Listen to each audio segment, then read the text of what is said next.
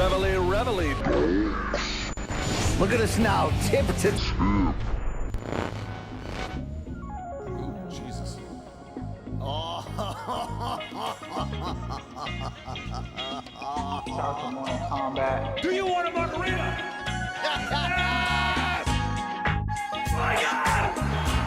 Shout out to us doing what we love. It's time to bang.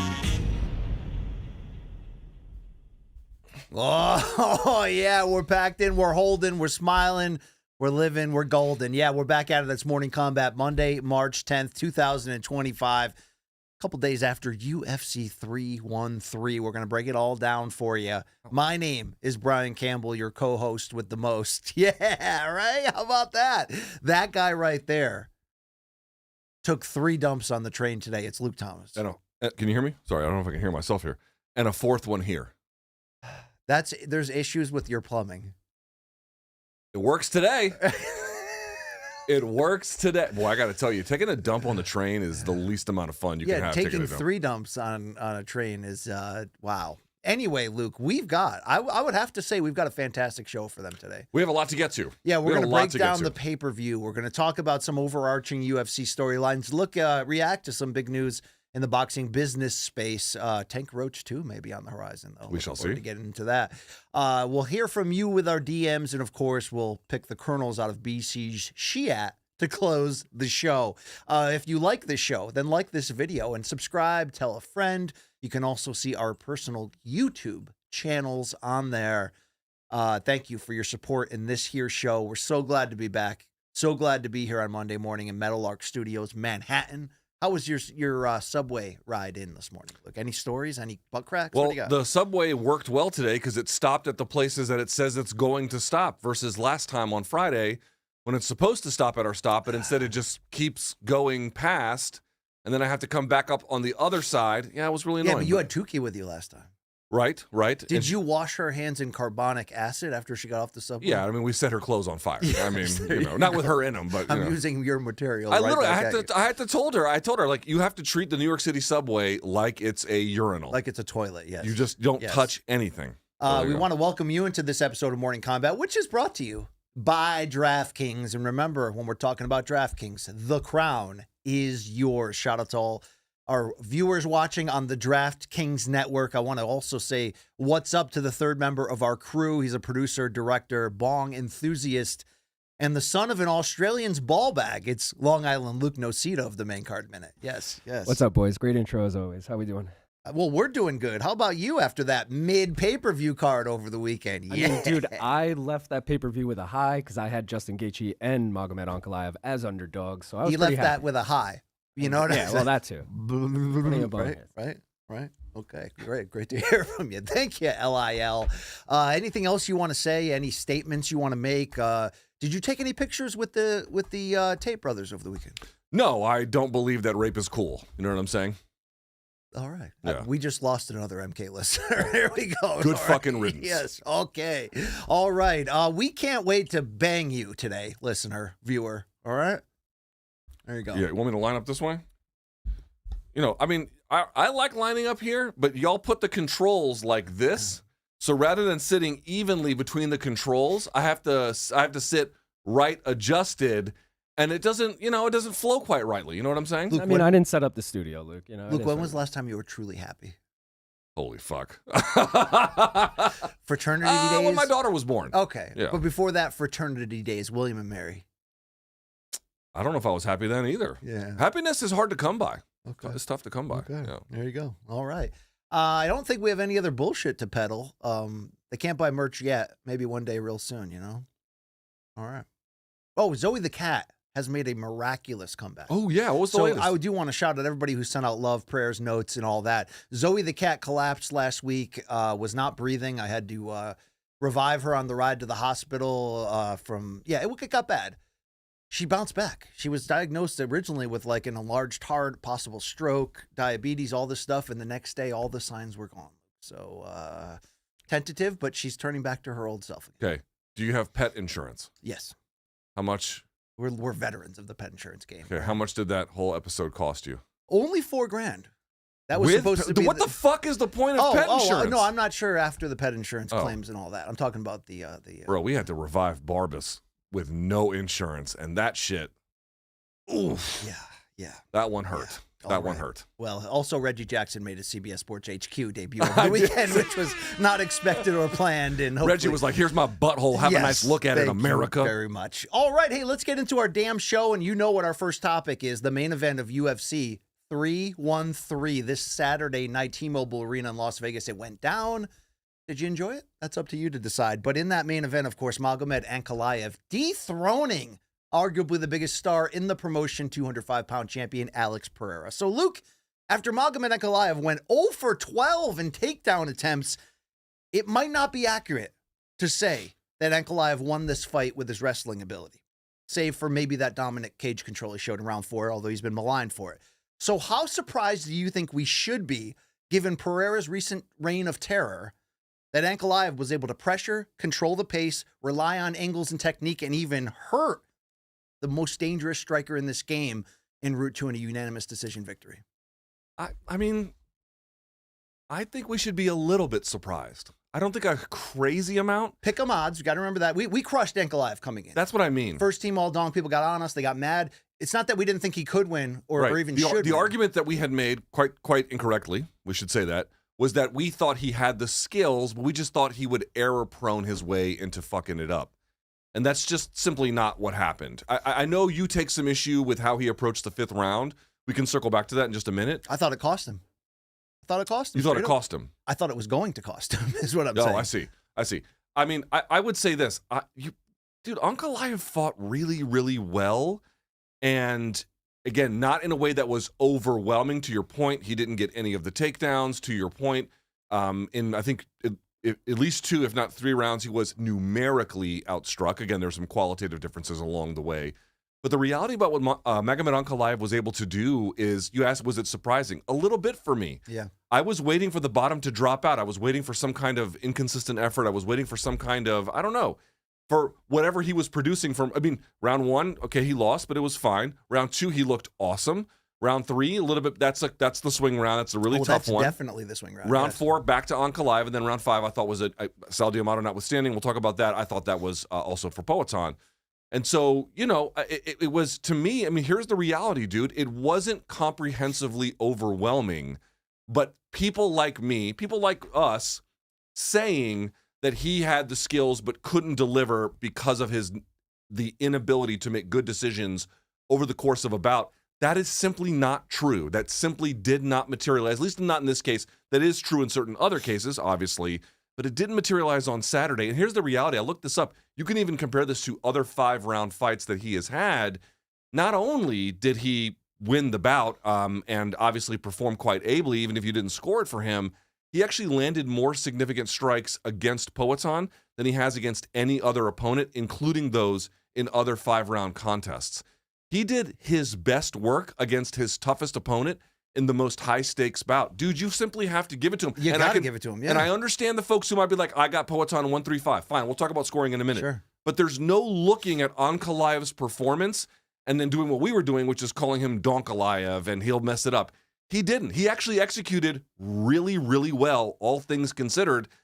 I do think it's a little surprising, but to that point, maybe it shouldn't be. It was surprising. Let's be honest. I did think he was going to hurt himself on the scorecards when, after a dominant cage control in round 4, the closest he came to using that grappling, that advantage that we thought, that technique coming in, to not come out in round 5 and do the same thing after he completely controlled and exhausted Pereira in round 4. I questioned that because I thought Pereira outstruck him in that final round. And it goes back to the scoring. Could you score it 3-2 Pereira? You could. But Luke, if we had scored it, if the judges had scored it 3-2 Pereira, I think everyone would have been talking about how the star, you know, that Ankalaev got robbed and UFC protected the star, even though they didn't protect it. It's the judges that score that.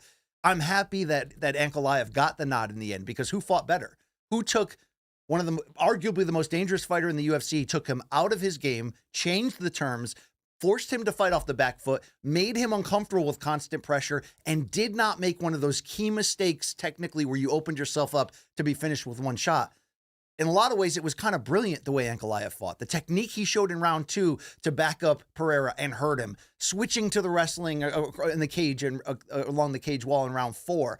I just wish he would have come out in round 5 and really put that stamp down. That's really my only complaint right here. He had better stamina. He had better technique. He had better ideas, adaptability across the board.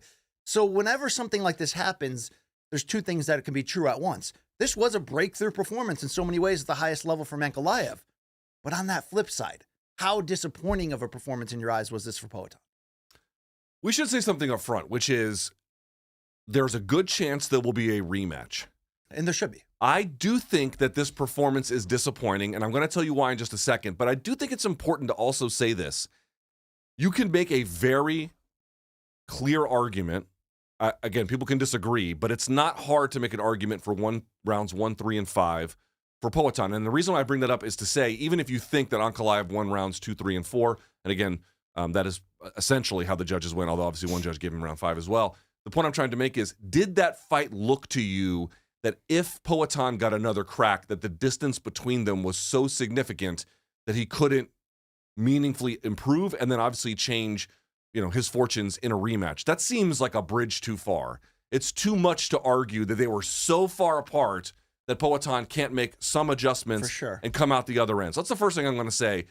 For all of the problems of Poatan's performance, this is a rescuable operation. And by the way, shutting down 12 takedowns from Right. a Dagestan wrestler when you're a kickboxer, that also needs to be praised in a losing effort. No doubt about it. The one thing I'm going to say about those takedowns, though, one, we didn't really get to see the chain wrestling tested, so there's still a bit of an unanswered question there. Also, while the takedown defense was really good, and I was actually very, very impressed, not just because he would stop takedowns, but at times he would turn him off the fence before he could even get there. Like, he clearly understood the assignment. It did look to me like they were so nervous about stopping the takedown that's where all their energy got channeled. Kind of like Conor against Khabib. A little bit, but Conor was still kind of flowing a little bit with him in that first round. After that, it kind of fell apart. But in the first round, he was still kind of like playing the dozens with him a little bit. It looked to me like Poatan was like, oh my God, marshal all forces here so that we can stop the takedown, which, by the way, obviously is in some ways the right call, but it almost looked like they were a little bit too nervous. But dude, the reality is this. I went back and I looked at the targeting that he had in this fight. How did he target the head? How did he target the body? How did he target the legs? He targeted the head, being not even just what you hit, like what I'm aiming for. Talking about Pereira here? Yeah, 14% of the time. Oh my God, man. It was overwhelming leg kicks and then some stuff to the body, obviously some stuff to the head as well, but not much. And this is the point. And I think this is why Sal D'Amato may have made the score the way he did, BC. I'm not telling you that Poatan's leg kicks aren't effective generally or haven't been decisive factors in previous contests. Did they look decisive to you in terms of changing how Ankalaev fought in this fight? They really didn't. They really didn't. And in part, from rounds 3 on, Ankalaev did better about turning out his shin to at least somewhat check and diminish what Poatan was doing. So you're getting those at least partially checked. Some of the stuff to the body was landing. He's barely even having his head targeted at all. Your takedown defense is solid on that first order, but it looks very tense. You know what I mean? Dude, Ankalaev didn't get any of the takedowns of the 12 he attempted, but he clearly put a bug in the mind of Poatan. Well, did it go deeper than the mind? That he simply couldn't overcome. Did he gas Poatan out? Because everybody's saying, people were saying a few things coming out here. People are saying, well, Ankalaev proved he's not actually a good wrestler. But I want to say this. Even though he didn't land any of those 12 takedown attempts, when you mix that with the control he had in round 4, which clearly won that round for him, did he take out Pereira out of his game by constantly putting the mental threat of the takedown and then the physical threat of holding him off, of keeping on the feet? Did that rob Pereira of the type of when Pereira's going downhill on you, when he's at close range and he's waiting for you to make that one mistake to knock you out? We didn't really see that guy outside of the first round. Is that because of that constant threat of the takedown and the constant taxing of the body to fight him off? In that case, then that's a really smart adjustment and strategical plan there for Ankalaev. I think Ankalaev played the distance game well, and what he also did was he was kind of feinting, almost like a level change. You'd see him reach, and then he'd switch stances and then come over with the other side. So he's playing this high-low game. That was a big part of it. He's playing this, he would do the circular thing, like, who does that a lot is Usyk. Usyk does high-low, and then he'll circle, and then they'll change the timing and then build stuff behind it. But do we also have to say it? I think that the evidence that Poatan struggles against southpaws is somewhat overstated. Okay. Ankalaev, however, in this case, to me, took some meaningful steps to completely neutralize the lead left hand of Poatan, and that made him go to his second and third order weapons, and you just saw how ineffective they were. So him on the back foot, he got criticized a lot on Twitter, saying he's been exposed. He can't fight off the back foot. But I guess what I'm really trying to ask you, is it that, or was he exhausted from the constant pressure?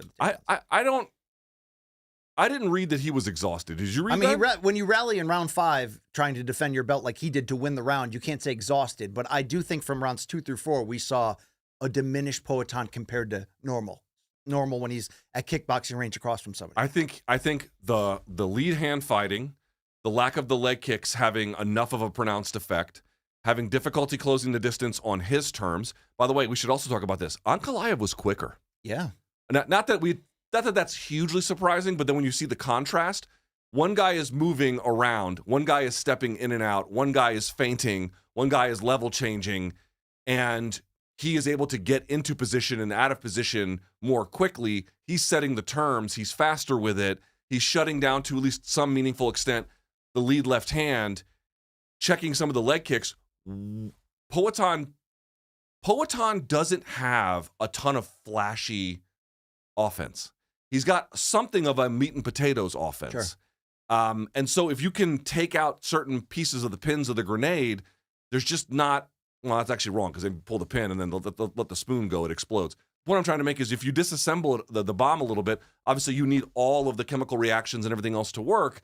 And it looked to me like Ankalaev, as I said this before, he didn't have an overwhelming offense, but he had a consistent offense and he had a neutralizing offense, both I think mentally and physically.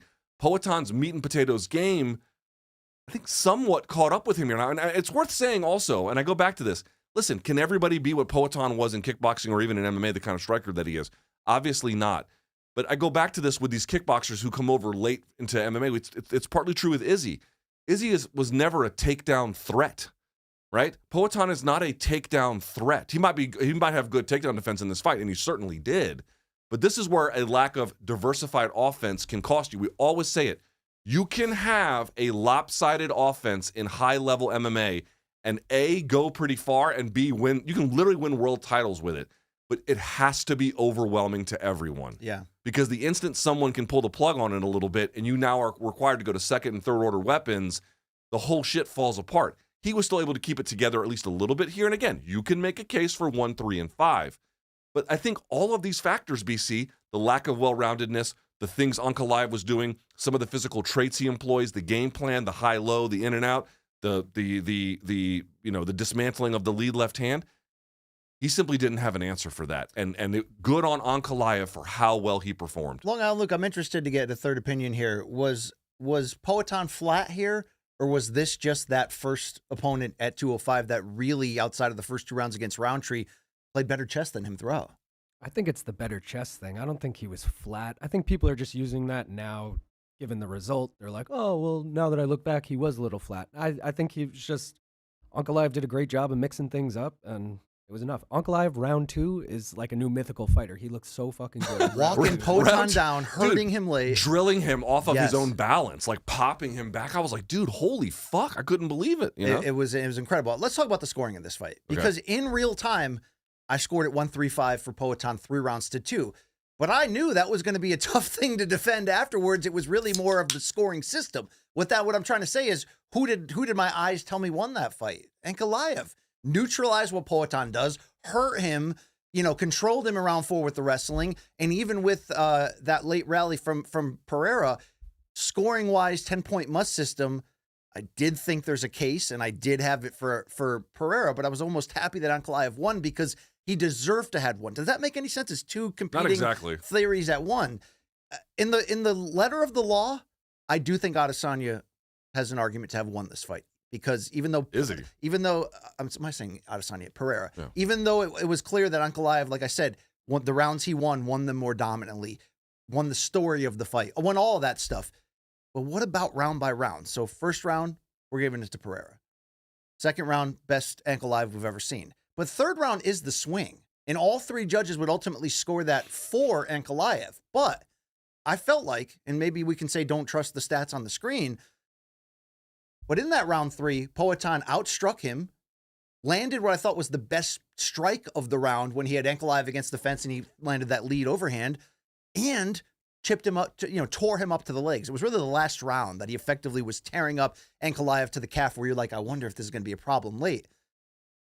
Is there a strong argument? Because if we're all saying he won rounds 1 and 5, Sal D'Amato's not, and we'll get to that in a second. But that round 3, you've watched it a million times. I feel like Poatan, not Adesanya. The story, Chuck was right. The story's about Poatan. I feel like you could give him that, and if you do, isn't that 3-2?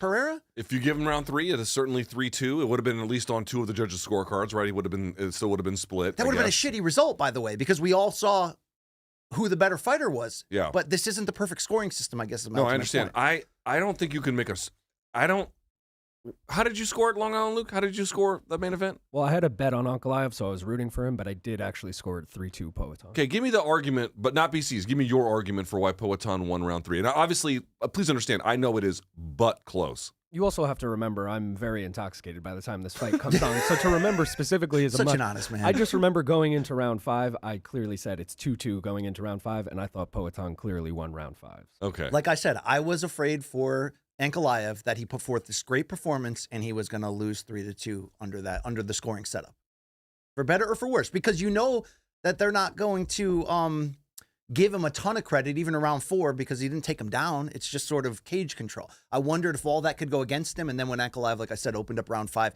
safe and almost pedestrian rather than pushing that pace, I was worried.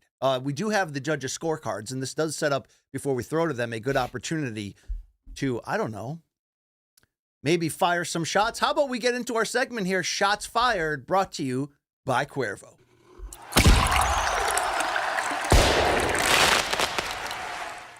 He doesn't have the best reputation in these MMA scoring circles. Veteran judge Sal D'Amato. Can we show these scorecards here?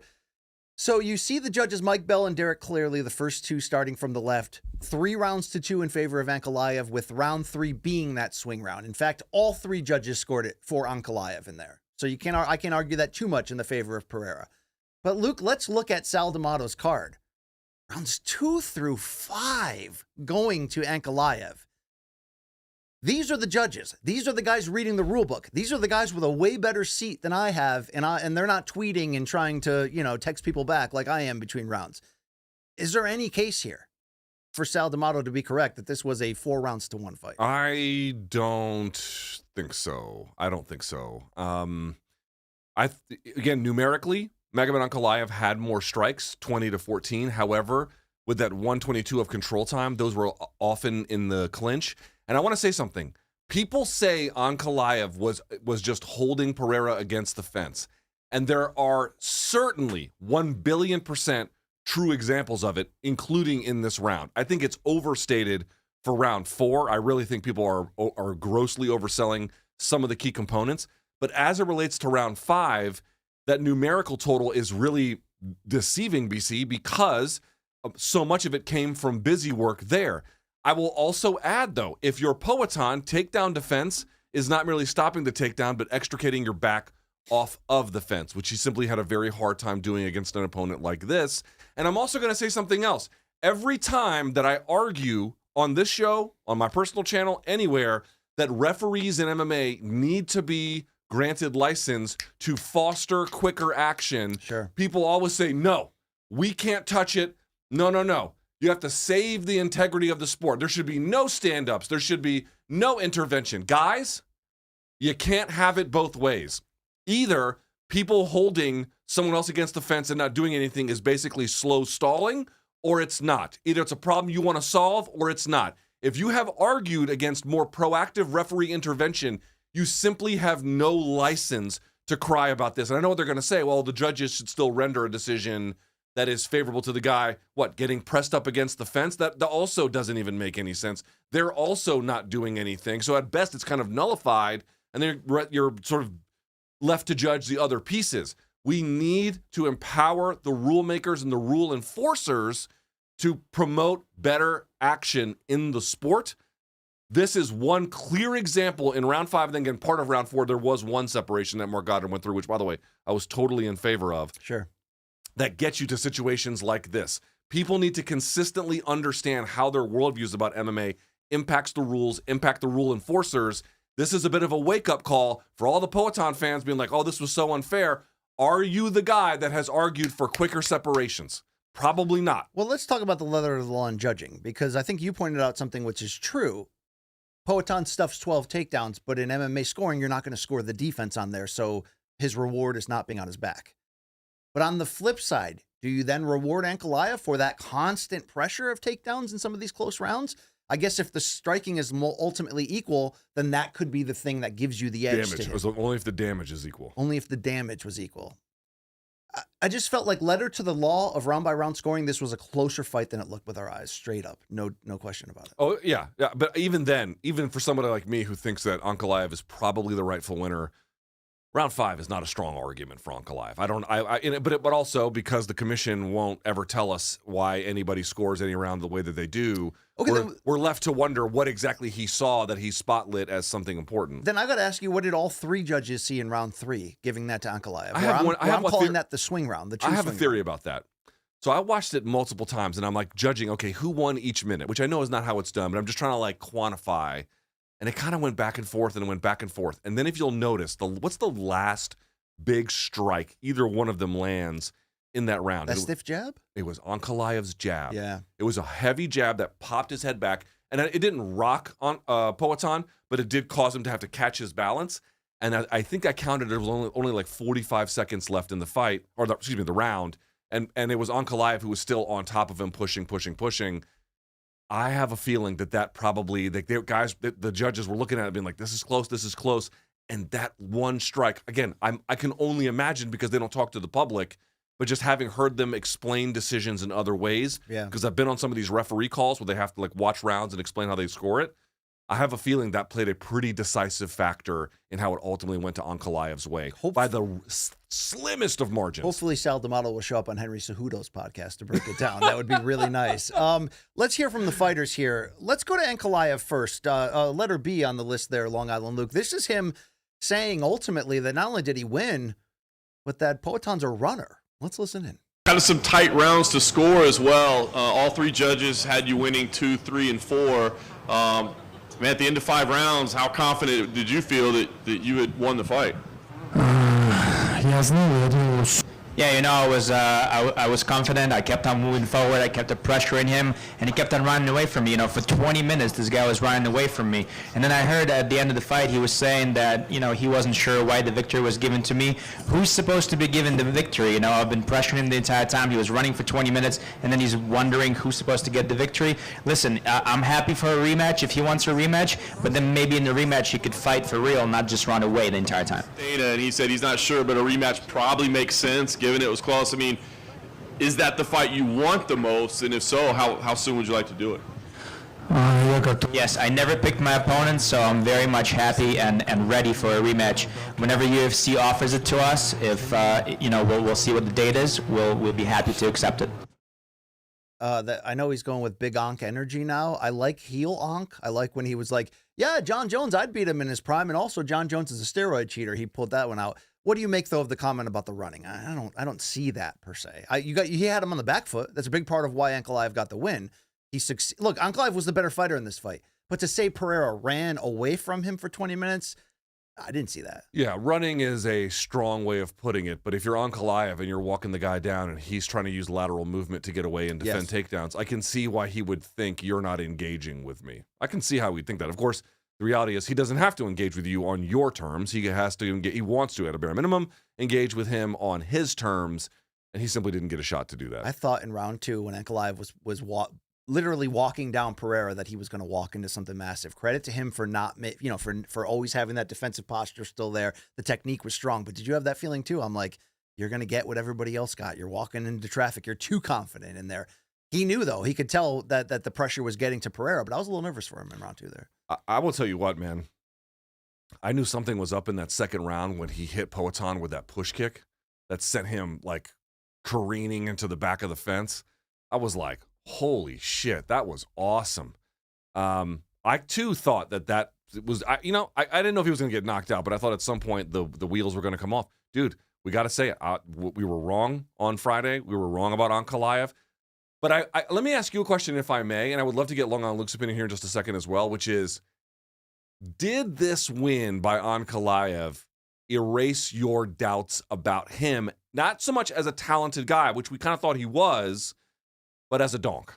Does this erase Ankalaev from you? Yes, I regret Ankalaev as a name. First team all donk. He's shown to be a mistake-prone fighter at times. You can question his fight IQ like we have at times, including the end of that Blachowicz fight. And look, I questioned it watching this fight in real time about round 5 when he didn't come out with that same posture and pressure that was swallowing Pereira up in round 4.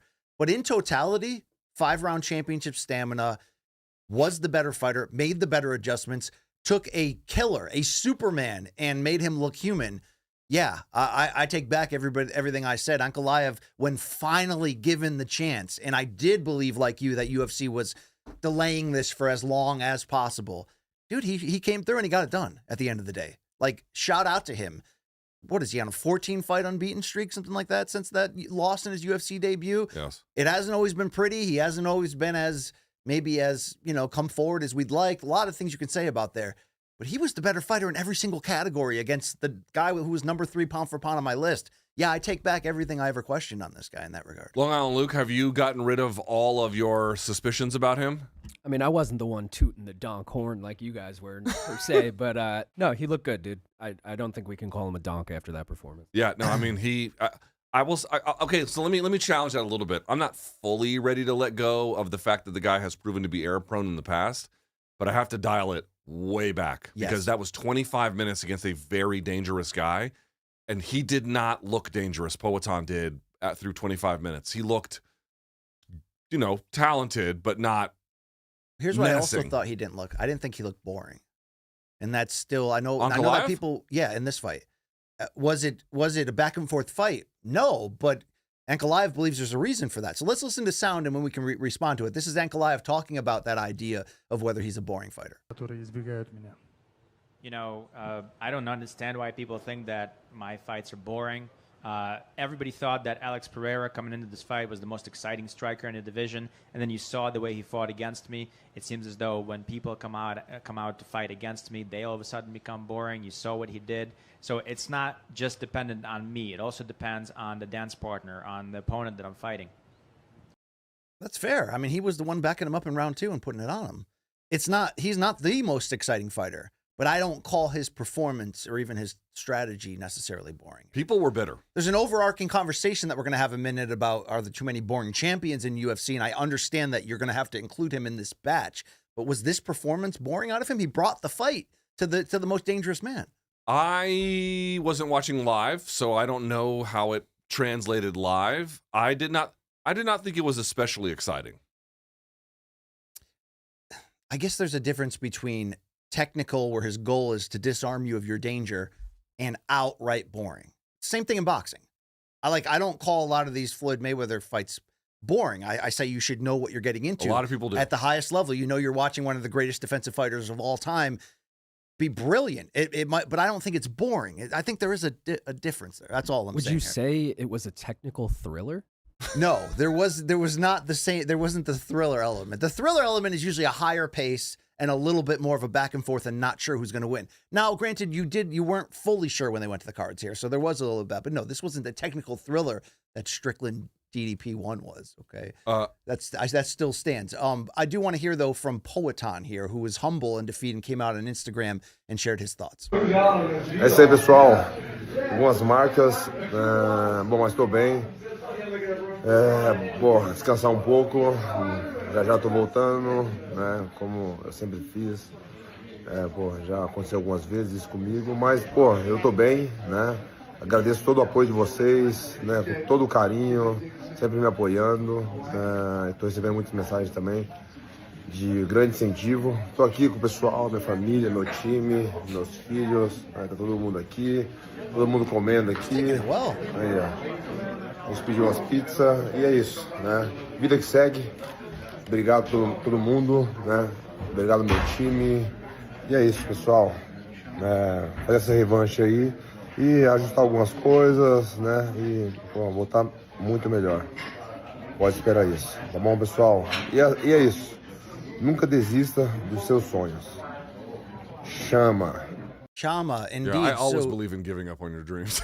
So he was humble in defeat. You know who was not humble in defeat? His ex-fiance Merle, who came out and pulled a KDB vault. I'm not going to show it and, Yeah, and I mean, play this up, but did you see that? That was some salty sour shit. Yeah, I don't know who there. these people are, but you know, all of them need to get a life. Okay. He mentioned the rematch in there. Dana White mentioned the rematch in there. It will be different. Will we see, though, a Poatan who takes more chances offensively? I think he will. I think have to, right? I think he's going to have to, and in part, I think he's going to be very comforted by how good his takedown defense was here. And the point I want to make is, if I were him, I'd open up a little bit more, and maybe you do surrender a takedown, right? Maybe you do. But the reality is, I don't know if Ankalaev is going to finish. You might be able to get back up, and at least if you're in a fight where you're more open like that, your left hook is going to cause him problems. Have him thinking about what he's going to do when he gets too close and all the problems that emerge. Like, it just never seemed to me, like Ankalaev never seemed to me overly concerned about anything Poatan was going to do That's to a him. good point. And that has to change. That has to change. Not just for psychological reasons, but strategically, you need to get that guy thinking and doubting and wondering. More high kicks. Huh? More threat of high kicks. High kicks were great, which, by the way, obviously an open stance is a thing that you can do a lot of. I think he was probably worried about the takedown a little Sure, bit. He did throw some. But I mean, do you get on that bandwagon of people saying he may be Dagestani, he may be our champion, but he just proved he can't wrestle on the level of everybody else? He can't wrestle on the level of like, it's funny. But he showed he's a better striker than we thought. Totally true. Yes. Totally true. And also, I don't think that's the sum total of his wrestling. I think he felt stiff resistance when he first went for the takedown, got stopped. He was like, okay, I'm not going to waste energy, just trying to wrestle this guy to the mat. So there's a part of that too. But the reality is this. He's not Islam Makhachev. He's not a guy like Islam Makhachev is the pound for pound best guy in the sport. He can strike, he can submit, he can wrestle. He's got ridiculous takedowns. That's not Ankalaev. However, Ankalaev did seem to benefit from the same kind of threats that Makhachev was able to make against a guy like Poirier, where you watch Makhachev just having the success with Poirier. You're like, how's that possible? Well, in part, Makhachev can strike. Like, he's not Khabib. But the other part is, of course, if you're Dustin Poirier, you got to be real careful against a guy like that who can level change. It's a similar dynamic to that. I just don't think it's fair to be like, oh, Ankalaev is just a 205 Makhachev. No, he's not. Very few people are any version of what Makhachev is. Final note on topic one here in this fight and the potential of a rematch, which I think is the right direction given the run Poatan's Twitter's been on. down, by the way. It's down? Mm-hmm. And I do believe that I blame Elon for that, by the way. But I do he took a chainsaw to it. Yeah, no doubt. But I will say that in regards to this rematch, I actually believe, and I always believe it in situations like this, unless you were absolutely starched and knocked out where we're questioning your future. I think Poatan can redeem most of the buzz, the star power, that anything that you thought he lost here, and he lost something. He lost something. There's some glitter, there's some buzz and shine that came off. I think he can get it back by winning the rematch. Long Island Luke is convinced this doesn't really affect him at all. How do you deal with that idea in terms of his critical stock? And I guess you mix that with the commercial. Overall, the aura of Chama and this incredible athlete. Yes, he took a step back, but he can get that back in a rematch. For starters, he can definitely get it back. That's one. Two, it wasn't like he got whooped. Yeah. This was not an ass kicking. This was a close fight. The problem was Poatan just didn't look like himself. It'd be one thing if Poatan looked like, for example, Poatan got iced by Izzy, but he was fighting like Poatan before he got iced. Right. This one felt like it was Poatan's twin who got subbed in there, and it fought kind of like him, looked kind of like him, but not exactly like him, was it? It felt like an uncharacteristic performance. So that certainly hurts his stock. Losing the belt certainly hurts his stock. But I'll say this. If they book a rematch, you're in great shape. And if he wins that rematch, you are right back where you left off. And you're off to the races again, we said it last week, Poatan called himself the face of the UFC. I still think that's probably still true today. Whether he can maintain that without a belt or by losing a rematch, that's a separate question. That'd be a whole new reset. Might be time for heavyweight right away. But let's get into topic two, which addresses a few different things. If we're going to talk about the good of Ankalaev, I'm glad we did that in topic one. But if you take MMA Twitter as any point of reference, this didn't feel like a great night overall for the UFC. Bit of a mid pay-per-view card that I didn't think was all that deep. Yes, some topics we'll get into. The fighting nerds continue to win us over in so many ways. But did this fight card expose larger issues with the UFC that a lot of us have been pointing out, to maybe sometimes to pissing off the hardcore fans? Luke, we're talking about, does Dana White have a star problem?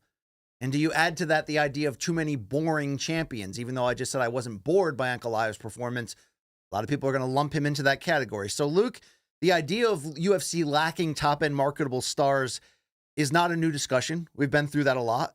It's probably a byproduct of their content provider mentality that they're riding these days. But considering the most exciting fighter and active champion in the sport just lost his title to a wrestler named Magomed, is it fair to say that UFC is in fact lacking mightily in mainstream stars at the moment, and that the promotion does have too many boring champions, which I hate saying that word, but is it true right now in totality? Do we have, if that's a bad thing, too many foreign guys that only wrestle? Is that where we're at right now? Did this expose that? Well, let's go through. Let's answer. All right. So I think there are two ways that you have to answer the question. One is, are they popular? That's one. And then two, do they have an action-oriented style? Because you can either be both or one or the other or none of them, right? Think about that. All right. Pantoja clearly has an action-oriented style, but is basically unknown to anybody but the hardcore fans. Sure. So there you go. Then you got Merab. Merab has something of an action-oriented style, but is definitely not a finisher, and I think has a stalling problem, and I think certainly is an extremely good fighter, but is not a beloved fighter at the box office. I don't think that it may not be. Right. 145, it had Topuria, and now we're back to Volk and Diego Lopez. I don't know how to answer that question because I don't really know what's going to happen there. But certainly losing him at 45 is not great for 45. I think we can all agree there. 55, I think there's plenty of good things at 55. And Islam Makhachev, people say he's not really popular. I don't believe that. I do think he's actually pretty pretty popular. Yeah, exactly. And also, he's the pound-for-pound best guy in the sport. He's fucking awesome. And he got the Habib rub. He's more powerful as a pay-per-view brand than people will really let on, to be fair. You know? So we've got Pantoja as a bit of an issue. You've got Merab as a bit of an issue. At 45, it's neither here nor there at the moment. 55, not at all a problem, I don't think. 70, you've got Bilal. And Shavkat, who we love, but isn't not like a household Okay, but I'm name. talking about just champions at the moment. Okay. Bilal. Again, I have a lot of respect for Bilal's game. I also should note the UFC did the right thing and put the Palestine flag in his online profile, which I think is a great thing. I applaud the organization for that. But we're just talking about, is he exciting for the fans? Fans don't seem to feel that way. And is he a box office draw? Certainly not.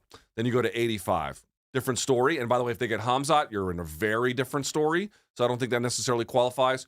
205. And DDP's coming on. He's coming on right now. now. Yeah, exactly. But 205, again, if Pereira gets back there, different conversation. But right now, Ankalaev, good fighter, definitely not a box office draw. And then at heavyweight, I don't know what the fuck to say about heavyweight. You can't get the two guys One of the worst divisions. Let's go to the women's side. So at strawweight, you got Zhang Weili, who I think certainly is well-liked. I don't know how popular she is, but definitely action-oriented, well-liked fighter by the fan base. They claim, social media-wise, that her metrics are through the roof because of the Chinese connection. So maybe a slightly different conversation with her.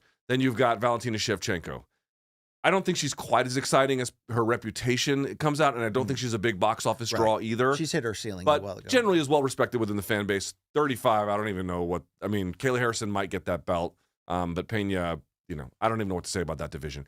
The answer is there is certainly something to the argument that they've got a cadre of champions who in many cases are not popular, but good. In other cases are not popular, and, I don't know what to say about the Peñas and so forth of the world. It's not to say that it has affected every part of the championship portfolio, BC. But it is fair to say, is there something to the idea that the UFC, because of its internationalization and the way the MMA metagame has gone, that you've just got a lot of these guys now who have taken over who aren't necessarily making the same kinds of fan connections, no doubt, box office draws, even if they are so good, they can win titles. It's a real issue. How big you want to say is certainly up for some debate, but I don't think it's a non-existent issue. No, and I think the problem is that it's getting worse, and the problem is that even though we needed this fight to happen, we were criticizing UFC for not making this fight a year ago when it probably should have. You have to, meritocracy-wise, you have to put people in there, your stars in the toughest matchups, and do what they do. They did it, okay? The title changed. It's not about Ankalaev here. But is there a star problem? Yes. Is there an aging group of stars, the Holloways, McGregors, Poiriers, like on and on, that are going to be out soon? And is there a proper backlog of people ready to replace? No. And you could say, well, you can't just manufacture stars like a microwave, and you can't. No. But I think you're starting to see the things that we've warned or said, I don't like this trend, and people like BC, just enjoy it. Shut up. This is our MMA. This is our weekend getaway. We don't want to hear you complaining. And that is true. But it's only true up to a certain point. Because I think the trends are, this is starting to feel like a soulless product. It's hard to make stars when it feels like a assembly line Walmart product of plug and place. When we're at the point where, like, what's the thing that got you into this game and kept you here, whether it was boxing or MMA or however, pro wrestling, however you started it. It's fighters and their stories, fights and their stories. When was the last time a UFC fight had you feeling, 4 months in advance, counting down the days? When was the last time we have like true rivalries or personal stories pushed to the forefront? I think this is really a clear vision of what happens when you become all about extracting as much money from the industry as you possibly can, spreading out and having as many tentacles and have a show every weekend as you possibly can, and becoming this kind of soulless factory with the Dana White Contender Series, and nobody on these cards have Wikipedia pages, and the next assembly line of young stars come in, they go 1-3 and they're out of the organization. Let's bring in the next group. That it's always about the 3 letters UFC, Dana's face, the connection to the creators and politicians that they have, and the whole vibe of being a UFC fan.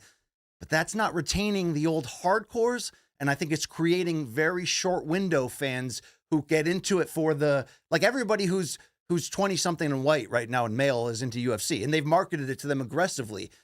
But they're not doing what they used to do in spending the money or putting the focus to make you care about these individuals. They had a guy in Ngannou who had the greatest story personal of anyone that they've ever had in their organization, and look what's going on with that. They can't even make the fights under the hood right now. So if you want to talk about TKO boxing and where will it fit in, and Dana claiming all these things he's going to change, let's look at where the UFC actually is right now.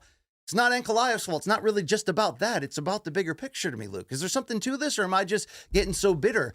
Where's the stories and storylines? When someone gets a breakthrough win, they don't go to Bristol, Connecticut and the ESPN car wash and on 8 hours of TV anymore. They're not doing that type of stuff. You know what I'm saying? Okay, hold on. We had a press conference over the weekend, but it was about exploiting Bryce Mitchell's racism of come see him and you can pay to throw the ball and he'll get dunked in the water. That's what it felt like. Like this, like the UFC has turned into the derail tweet. Drill or derail. Where it's like they're turning the racism meter up and looking back at the audience and smiling to see when they stop laughing. But let's pull in. You can even take race out of it, or even take some of the toxic culture It's a joke. I mean, they're cashing in on the controversy from these guys having opinions from 1925. Okay, Long Island Luke. But let me try something here. Long Island Luke. This is a hobby horse of BC's. It's not like I disagree with him, but I'm not as motivated by it in the same way as he is. So let me ask you, and I'm trying to ask this in good faith. So go with me here. How much of this is BC's issue? How much of this is a product more generally issue from your vantage point? And if you disagree with BC, please, by all means, say so. Yeah, I don't think it's as big of an issue as we're making it out to be. Like, obviously, we don't have a McGregor, a Rousey, anything like that anymore, but we still have plenty of stars. They're not. Do you feel like they're trying to make stars, or they're trying to? That's the real question. Or are they? I mean, yes and no, dude. We just saw Rufy get in his 3rd UFC fight, get the opening bout on a pay-per-view, and he showed the hell out, man. Like, he could be a future star. John Silva, another guy from that camp, obviously looks like a future star. Like, I could see them marketing. When you say star, so when we say star, we mean people that draw big numbers on pay-per-view. That's what we mean. And people that become household names in regular sports homes that watch football and golf. Hoofy and Jayon Silva are not pulling pay-per-view numbers. Sure.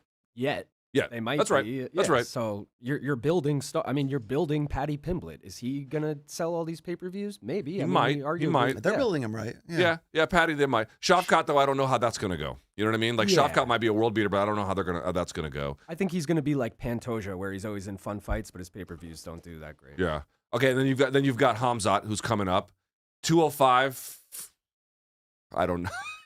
Well, I think it Past plays Poatan into, and Ankalaev, I don't know look, who that would when be. a card comes out, and then BC's going to complain. Here we go. How bad is it, BC? And I'll sometimes give you answers, and then people will be like, see, that's so much of a casual BC as he's trying to get these extra casual names added in.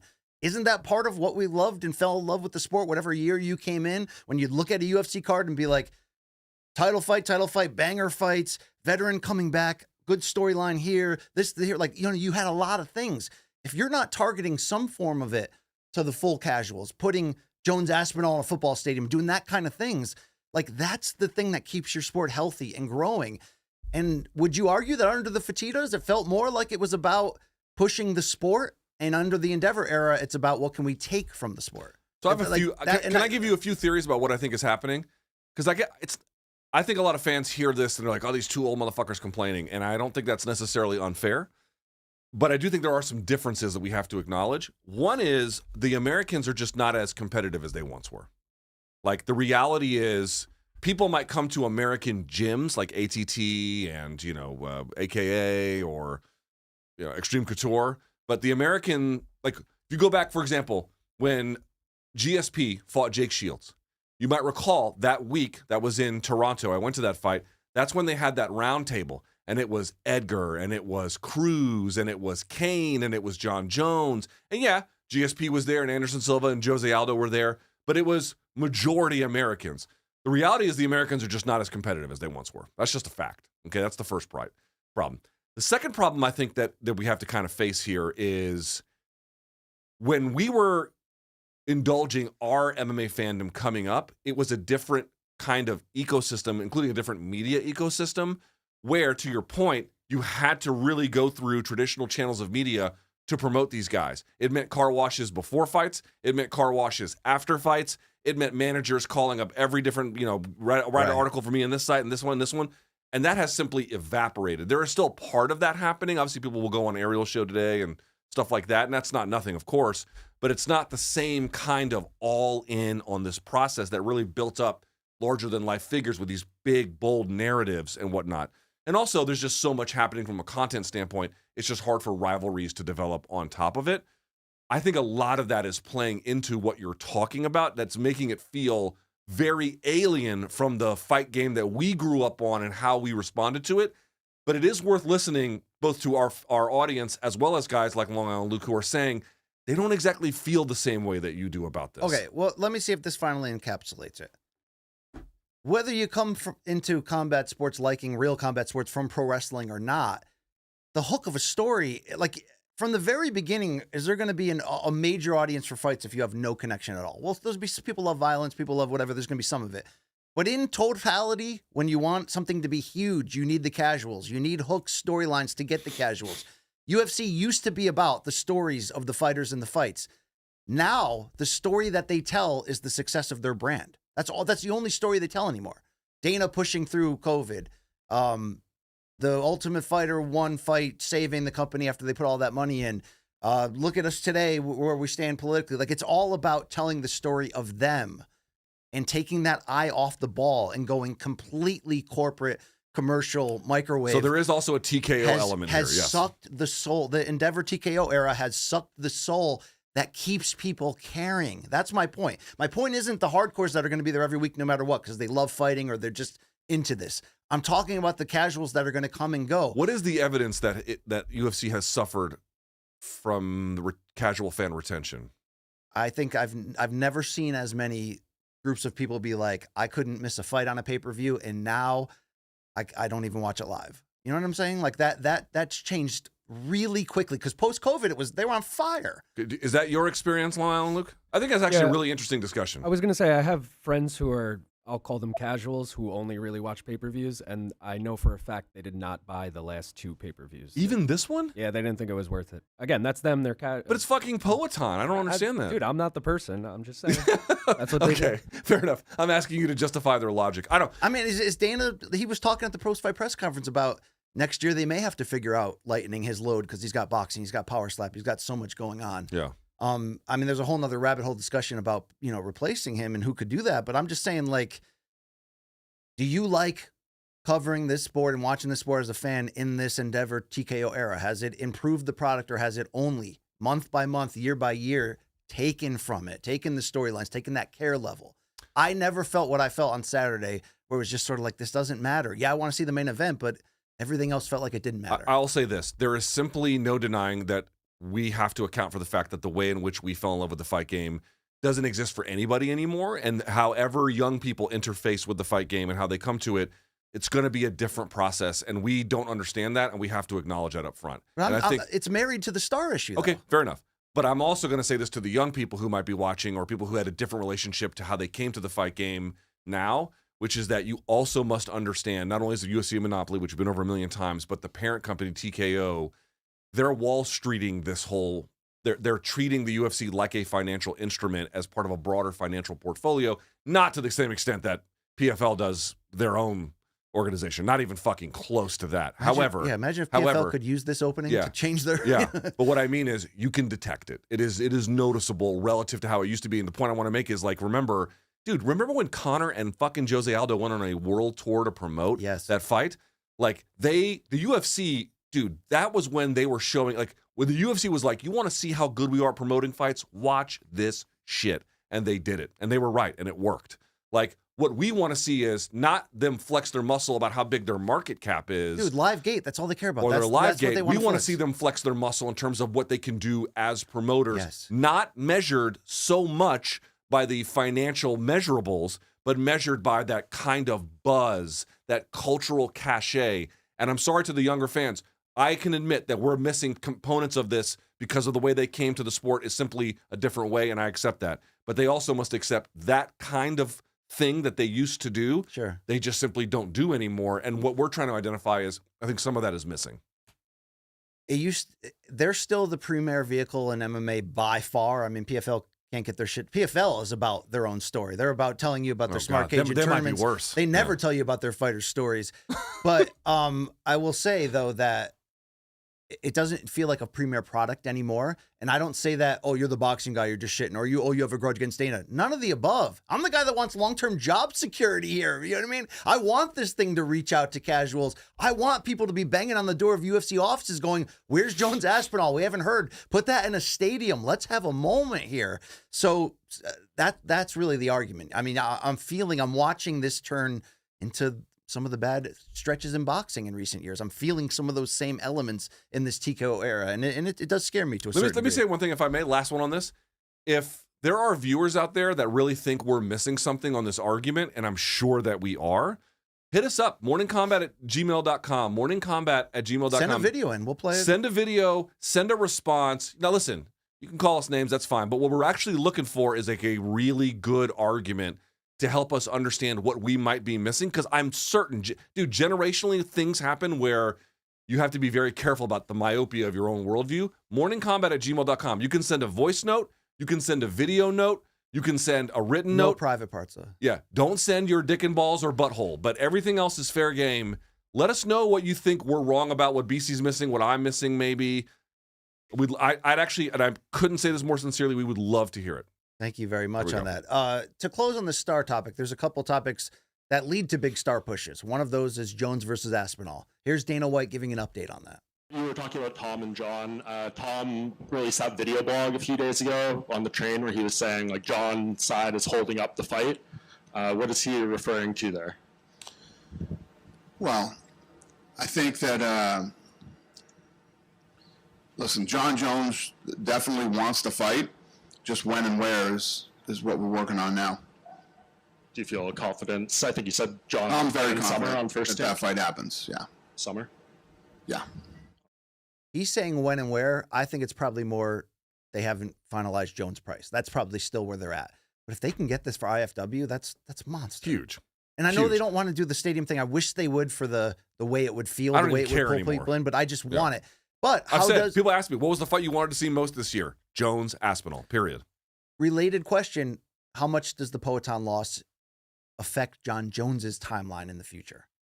Does this put extra pressure on him to get the Aspinall fight? Because now with Poatan coming off a loss, headed into a rematch most likely, he can't say, here, take your heavyweight belt, I'll just fight Poatan. Yeah, it narrows his options pretty significantly.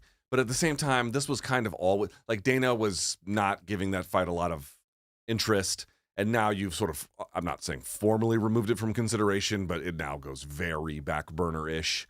And plus, if they're going to do a rematch, you have to set that up, and that's going to take time and everything else. So I definitely think it constrains the options of Jones, but Jones was kind of always playing with house money here anyway, so we'll see. By the way, this morning I took the escalator down at Union Station I had to go to Walgreens to go pick up something, and there was an advertisement, one of these billboards that like changes over time.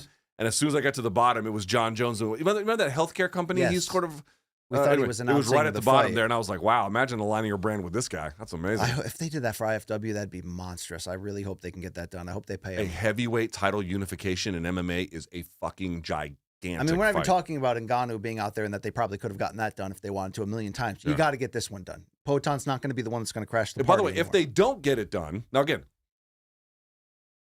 we want that fight to happen probably more than any other fight. Yes. I'm going to say this, though. If they don't get that fight to happen for whatever reason, we need to revisit this conversation we're happening Yes. here. Okay. Well, they won't have a star problem if Ilia Topuria moves into a really monster fight next and takes over the lightweight division like he's threatening to. Here's the tweet that has a lot of people talking related to this so-called star problem. When we announce it, you won't believe it. Get ready. So everyone thinks this is either Islam Makhachev for the title, maybe Conor McGregor for a passing of the pay-per-view torch in stardom. Luke, we know you have a bonaire from, a hard-on from here to Hanover, Ohio for this gentleman. If you found out this was him versus Conor McGregor, what would you do? Because I'm in on that carnival spectacle. Just do it. I don't believe it's him. Then what do you think? This is a partnership, an advertisement? Is this like? Yeah, I think it's stupid? some kind of shit coin or some Spanish fucking jamon company or whatever. Do a lie detector on Dana. Let's watch Dana react to this. All right. Title and when? Yeah, and Ilya teased a massive announcement a few days ago. Is that fight related? I don't know. That I don't know. Probably. Okay. And, Okay, that's talking... the Dana, like, I'm hiding it, which I'm fine if he's hiding it, that he's planning something big and it's not done yet. I mean, just go right to Islam if you don't want to do the Well, no, we'll talk about this, but I think Gaethje might end up getting that Islam fight. That's true. I don't really know how that's going to go. So, dude, if it's I thought it was something cool too, but then my mentions were like, dude, he's selling a shit coin. And I was like, all right, that's probably what it is. I have no fucking idea. Also, Long Island Luke, Dana had some guests at Power Slap and the UFC 313 over the weekend. Yeah.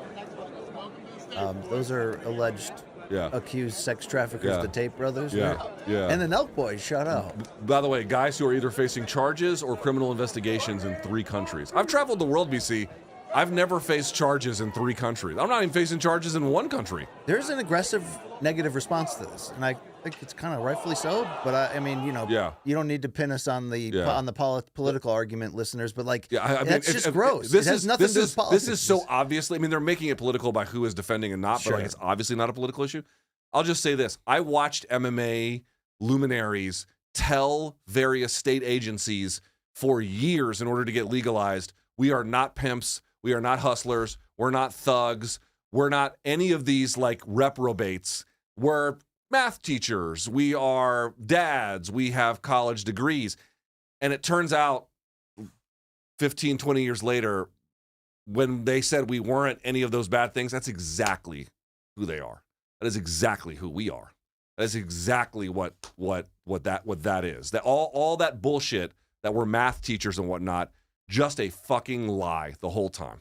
So, all great. right. Well, hey, let's, I don't know how to transition out of that, so I'll just do it. Now is a good time, by the way, to remember where tequila's story truly began. In 1795, Cuervo invented tequila. In fact, history buffs. Since then, Cuervo has stayed true to its roots. The same family, the same land, the same passion. 230 years later, Cuervo's still here in every pour, in every margarita, in every celebration. So enjoy the tequila that started it all. Cuervo, the tequila that invented tequila.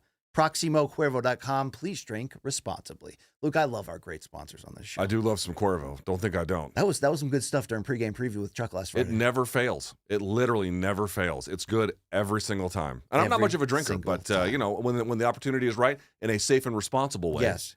That's what we like to do. All right, let's go to topic number 3, which is probably the best fight of the night. I think it did win that award. It was the co-main event in the lightweight division of UFC 313 on 12 days' notice, was it? Rafael Fiziev. Are we going with Fiziev? So the dude who was it Ferdaz who reps him? I don't know. Remember Ferdaz came up to us at the MMA Awards, Now I and he was remember. like, "It's not Fiziev, it's Fiziev." Okay, well, let me take this. So I'm assuming he's telling us. Maybe he told us some bullshit. I think he's telling the truth, though. Fiziev came back from 18 months out, knee surgery, entering a rematch on 12 days' notice against Justin Gaethje. And the veteran Gaethje, the former interim champion, would rely on that guile to outwork Fiziev over the second half of this fight, win the rematch, and keep pace in the title picture. So I want to know just how impressed you were, Luke. At 36 years old, and of course coming off of that brutal KO loss to Max Holloway, is it safe to say that Justin Gaethje not only still has it on the elite level at 155 pounds, but that his chin, the whispers out there of his demise, greatly exaggerated? Well, I don't think you can just dismiss casually what happened to him against Max Holloway. I think that would be very, very silly and ridiculous. But dude, this was so impressive from Justin Gaethje. And we always talk about the good parts of Gaethje. He'll bite down on the mouthpiece and throw. He's all action. He's Mr. Action. And these are all true. Absolutely all of it, 1,000% true, 1,000% deserved. I'm not telling you guys anything you don't already know. I just want to say, like, these are the things, though, that we commonly associate with him. But one thing I think we should also really, really talk about when we are now speaking about not just him, but Michael Chandler, Dustin Poirier. I know Eddie Alvarez has kind of transitioned over to BKFC, but he's part of this conversation. Shout out to RDA. There's a bunch of these guys who are kind of like this. These guys are absolute war horses. And when I say durable, I don't just mean tough in the fights, but durable as key figures as part of lightweight. I mean, this is what really occurred to me watching this, BC, was not just like the way in which Trevor Whitman and Justin Gaethje came up with the game plan where they would slip, roll to come over the So top, brilliant. and then feed those uppercuts. It was so fucking awesome. The dirty boxing inside. It was incredible, dude. And by the way, to recover from that knockout mentally in the way that he did, in terms of like willing to engage in action, was incredible to see Live that. by the sword, baby. Just that alone was remarkable. But I want to say something, like, dude, I can't prove this, but I think that if Arman Tsarukyan had fought Islam Makhachev at the January pay-per-view, I think Makhachev would have won. Again, I can't prove that. But what I can say is Fiziev, granted on short notice, and he fought well. Yes. He fought well. And he was ripped for short notice. Damn. For short notice. I mean, these guys stay in incredible shape. But he couldn't get the job done with multiple cracks. Dude, when this generation of lightweights fully go, the Eddies, the Dustins, the Justins, to an extent Islam himself, the RDAs, Hooker, when they go, the next generation will not be able to fill their shoes. They've had now multiple cracks at replacing these guys, and they simply cannot do it. They have to wait until these motherfuckers get out of the business due to old age. Yeah, Poirier was like BSD. No. Dude, no. This is what I mean. And I got to say, I'm actually worried a little bit about the next generation of lightweight because it's not just the way you build up fan acclaim, but the way that the public learns to take you seriously and understand your prowess is by getting those kinds of big victories, which this old generation keeps doing the Matumbo and fucking blocking them the whole time that they're trying. And Justin Gaethje, after a devastating knockout loss, plenty of time off, short notice opponent, who, by the way, will absolutely knuckle up with you right away. And by the way, in that first round, looked pretty fucking good. Looked very I have good. to say.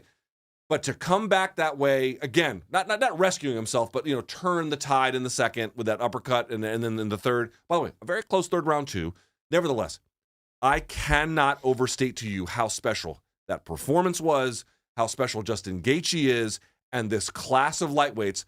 Play the last of the Mohicans, guys, because when they go, the next generation, they'll replace them in the sense that, someone's got to be the fifth ranked guy when all the rest of them go, and the third and whoever else. They cannot replace what they have been to us. They cannot replace what they have meant to us. They cannot replace their heroics. A truly all-time special class of fighters. Yeah, they're lightweights, but independent of the lightweight division, and we are lucky to be sitting here at this time. I mean, we don't do DVDs anymore, but imagine putting on a DVD collection of every great lightweight brawl with these top elite guys that are all aging at the same time here. It's just insane. incredible. And I've said it before. Again, if you look at the best guys at lightweight, your BJ Penns, your Islams, and your Habibs, they don't necessarily have the best fights. Right. The best fights comes from the Gaethjes. They come from the Chandlers. It comes from the Eddies. It comes from the Tony Ferguson was part of that. RDA's part of that. And on down the list. All those guys, they're the ones that made you fall in love with the fight game. They're the ones that had those fights where you remember exactly where you were when you were watching it, whether you were in the arena or not in the arena. Justin Gaethje put on another fucking one of those with, by the way, BC, headwinds the entire way, yes, and still got the fucking job done. So it's funny. Dustin Poirier went in the Hall, or not Dustin Poirier. Robbie Lawler went in the Hall over the weekend, the Hall of Fame, and well deserved. Shout out to Ruthless, and I love seeing him cry too, because you never see any emotion from Robbie in his whole career, and then he's crying during. I loved it. He had that 3-fight stretch, the rematch against Hendricks to win the title, which was a fun fight, action fight. Then Condit and McDonald Part 2 back to back, which were the 2 gnarliest fights ever. That 3-fight stretch, and by the way, he lost the title after that. No surprise, the wear and tear in there. I'm always like, that's probably the gnarliest, manliest 3-fight stretch anybody has. But what about Gaethje's first 3 UFC fights?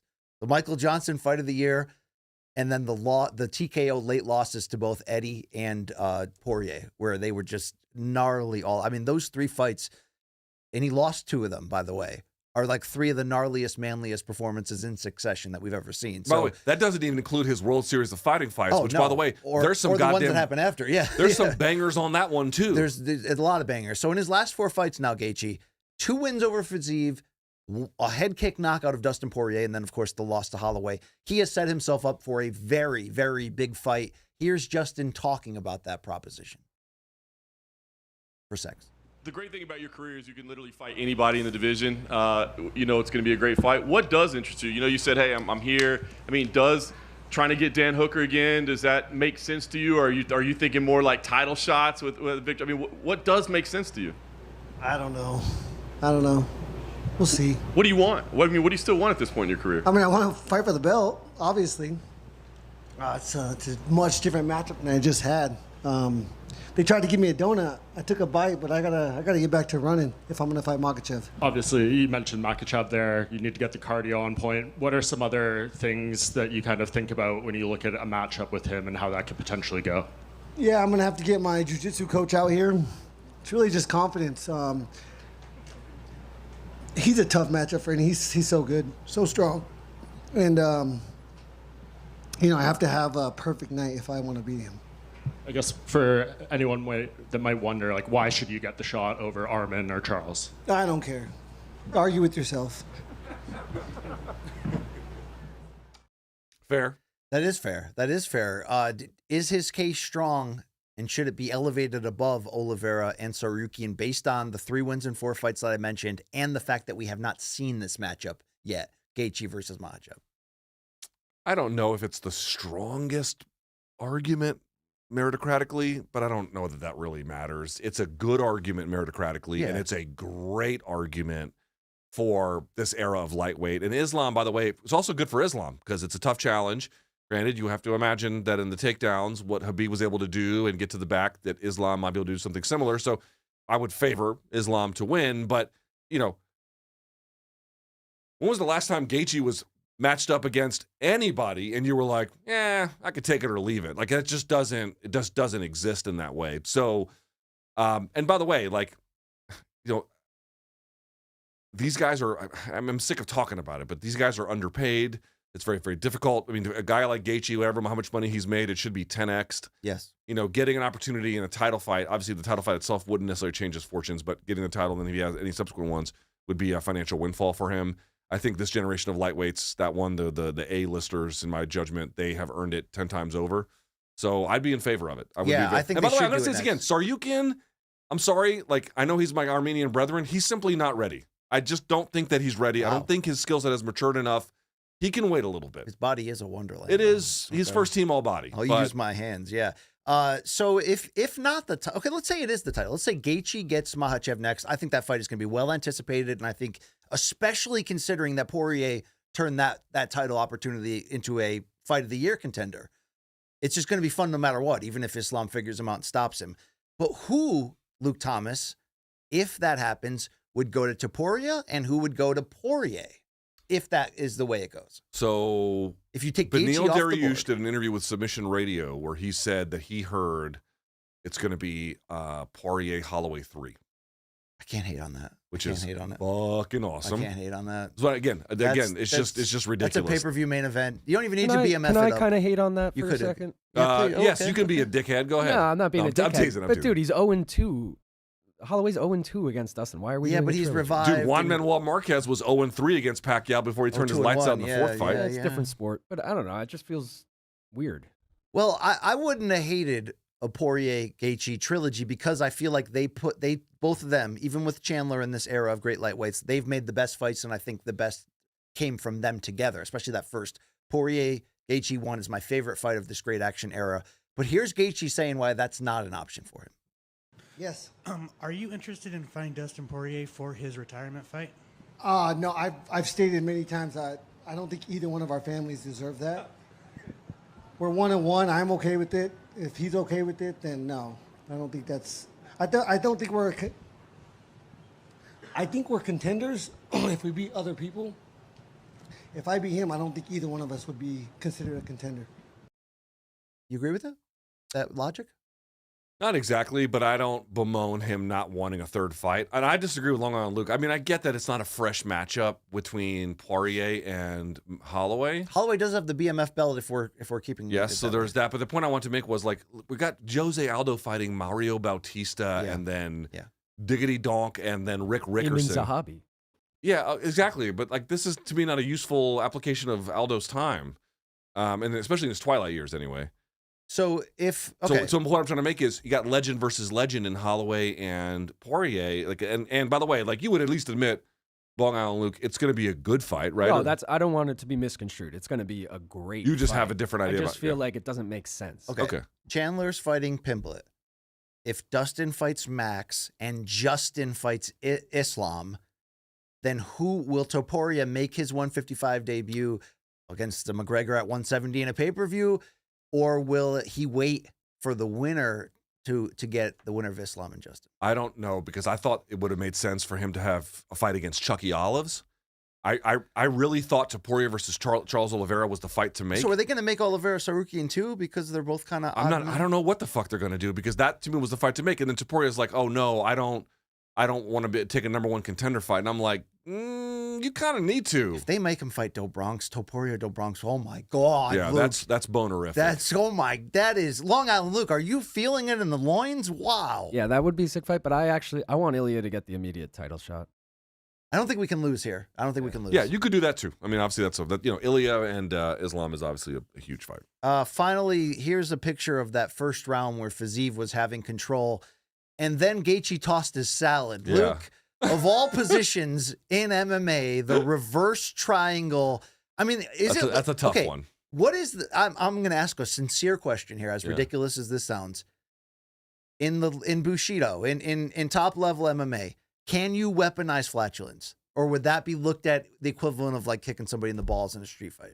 I don't know if giving someone pink eye is I mean, is that a gentleman thing where they're like, okay, you don't do that. If I've got, if I'm sitting on your face, I'm not gonna just. Yeah, but I got to be honest. Like anybody who's wrestled or done jiu-jitsu, it's not like their crotch of your opponent ever smells awesome. Yeah. I remember one time, this is a true story. I remember one time I went for a head inside single on a guy, and his crotch smelled like a fucking dumpster fire. Yeah, covered that's in great. like embryonic fluid that had been sitting in the sun that someone urinated on. I was like, dude, I don't know what's wrong with your genitals, but please go set them on fire, because this is unacceptable as your training partner. Well, that takes us to topic number 4, and it is the UFC 313 undercard. Wow, fighting nerds are taking over. This time, Mauricio Rufy with the wheel kick KO, heard round the world. I think Terry Edom rolled over in his grave against King Green. We can't show the highlight, but I just want to show the fighting nerds' reaction here, Cage.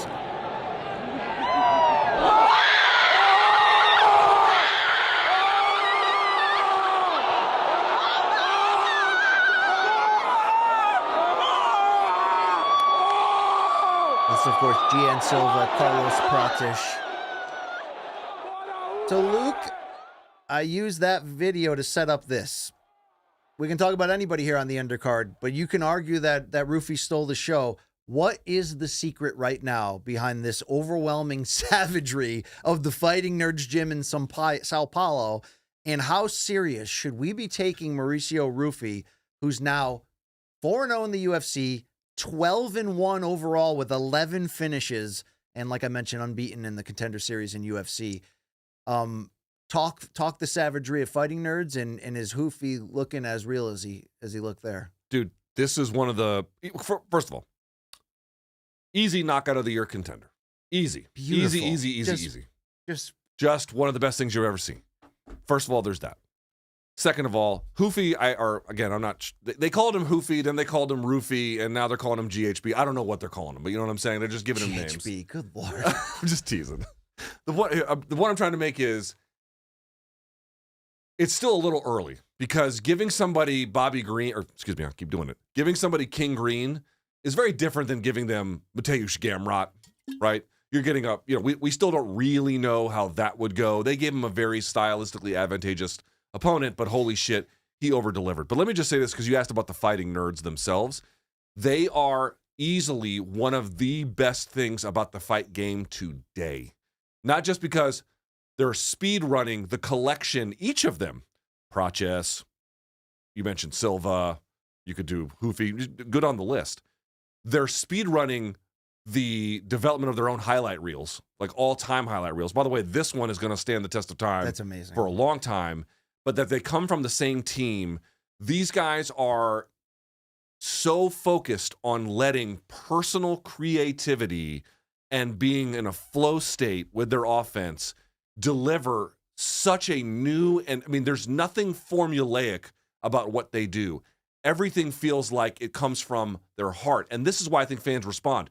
Are you getting devastating KOs and devastating highlight reels and cool stuff like that? Yes, of course. But you're also getting, even with language barriers, BC, you're getting to see fighter personality. You're getting to see, Hoofy speaks a little bit of English, and Proches does speak some pretty decent English. But even if they didn't, don't you feel like you would understand them better watching how they move through face-offs and then into the fights themselves and how they go about picking apart their opponents? You can get a sense of who they are and how they think about things and their vision of things and what appeals to them and what doesn't just by watching them compete. They're not following, jab, 1-2, level change, and then we're just going to do best practices and you just follow those. They are setting the table for a new set of best practices by personal expression. When we talk about mixed martial artists, these guys emphasize the last part. Yes. Artists. And it shows up in the most dynamic of ways.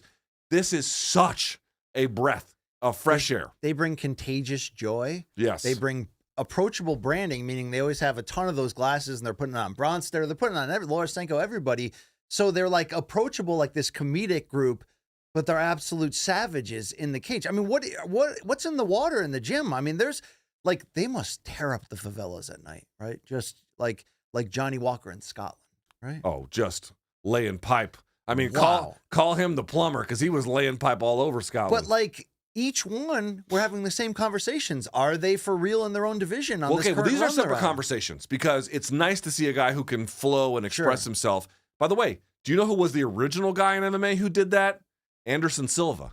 Anderson Silva was the guy who was kind of who didn't speak English for long stretches of his UFC run, but you could feel like you could understand who he was by these incredible artistic, displays of acrobatic skill and the front kick to Vitor and the whole 9 yards. More than just that, the whole bit.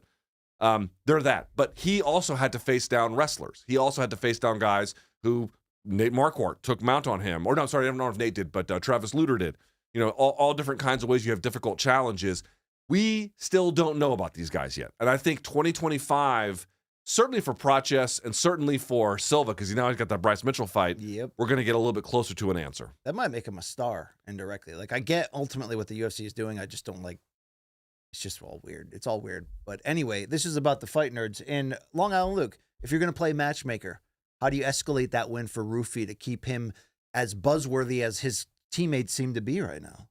I'm not looking at the rankings, but Bobby Green, I know he wasn't ranked coming into this fight, but he has been ranked before. I feel like you got to give him someone in that 10 to 15 range. Someone fun who's going to strike with him. Yeah. I don't know. I don't have a name at the top of my head. But I mean, this whole card was a lightweight showcase in a lot of ways, so why don't I bring in the other name right here that some people want to match him with? Bahamondes Ignacio. He took out Jalen Turner, and then he retired him. How would you compare this as a breakout performance, Rufi and Bahamondes? And is that the answer? Match them against I'm not so sure it's a breakout performance just yet. I mean, it's not his fault. I mean, he did everything times a million that he was supposed to. But Turner was not there.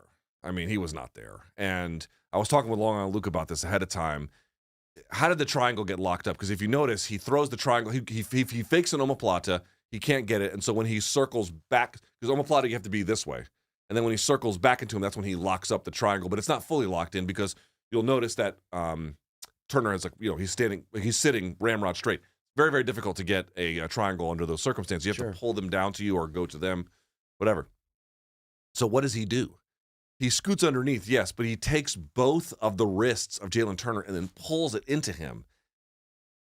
It's hard to explain if you've never trained, but let me just say this. That should never happen to you ever, under any circumstance ever.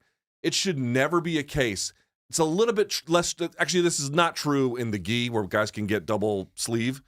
But in no-gi, no one should be able to reach out and grab both of your wrists and you do nothing about it. If someone has both of your, not just one, dude, if someone grabs one of your fucking wrists, you're in trouble. If they get both of them and you don't contest that, and I know he was moving kind of quickly, but it should be automatic. If they're able to make a double grip on you in no-gi and you're not immediately peeling grips, first of all, you can see what happens. And also, like well-trained, dialed-in fighters, like how many times have you ever seen someone get double sleeve pulled into a triangle in the UFC? It almost, from guard, no less. It never happens. It's very, very unusual. That to me tells me, and the fact that he retired obviously is the big one. I mean, he's only 29, Jalen Turner, but this is 4 losses in 5 fights. Even though I think he was not there. A bunch of those losses, like we said in the preview coming in, didn't tell the full story. He came in great shape. He looked okay early on, right? Yeah. You should never, ever, ever, ever let someone make grips on you like that. Ever. It should never happen. All so right, the fact that about, it did was like a red flag. How about Bahamondes against Matt Frivola next? And then we'll do... I'll take it. And then we'll do... I'll take it. Rufi against... Gotta BSD. be careful with that one. BSD. All right, so BSD, though, is rumored to be fighting Joel Alvarez. That's it. He did the Adesanya bit, yes. BSD is rumored to be fighting Joel Alvarez. So. Winner of that fight. That's a but winner I also, of that fight. BC, I was saying to Luke pre-show that I like Bahamondes versus Fiziev. I think that could be a banger. That is interesting too. But that's 3 losses in a row for Fiziev now. I mean, he's got to let the guy get a full camp here and a healthy knee. But yeah. I mean, are you down on Fiziev after this? We didn't mention that. Or did you just say 12 days he tried his best, man? It's not, again, it's one of those things where it's like you watch him fight and you're like, did he perform poorly? Not at all. Yeah. Not at all. But the fact that he couldn't break through again and now he's in his 30s. Quickly on the rest of this card, Josh Van, another breakthrough win. I mean, he had to work. He had to earn it. He had to earn it. It was not very easy. It did, to me, it was a very good performance from Josh Van, who I'm still quite high on. To me, it was a little bit more of Ray Saruya's lack of overall development kind of costing him here. When he finds out you can punch in these fights, he's going to be good, Ray Saruya. You know what I mean? Yes, that's basically it. He's obviously, his grappling is phenomenal, but it's just, dude, he's a one-trick pony a little bit. So Amanda Lemos didn't make us like overly excited, but she got the win there. I mean, unfortunate that Joe Rogan said he instead of she when talking about her opponent. Who gives a shit about You're that like, we fight? don't have time. Dude, women's MMA is a fucking disaster.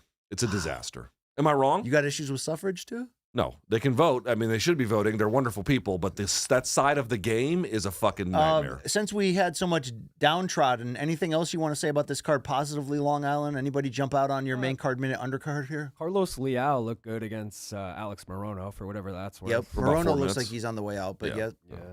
Francis Marshall got robbed. I mean, that wasn't. He did get robbed. That wasn't was a a bad good one. Byron Santos. That was a bad one. That Mhm. first fight was sloppy, gross, and wild. Did you see The that? Jordan and Ozzy fight? Yes. Yes.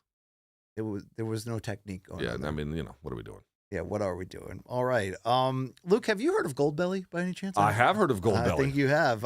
It's this amazing site, of course, where you can get the most iconic, famous foods from restaurants all over the U.S., and they will ship it free to your door anywhere in the country. You may have heard Luke and I talking about this before.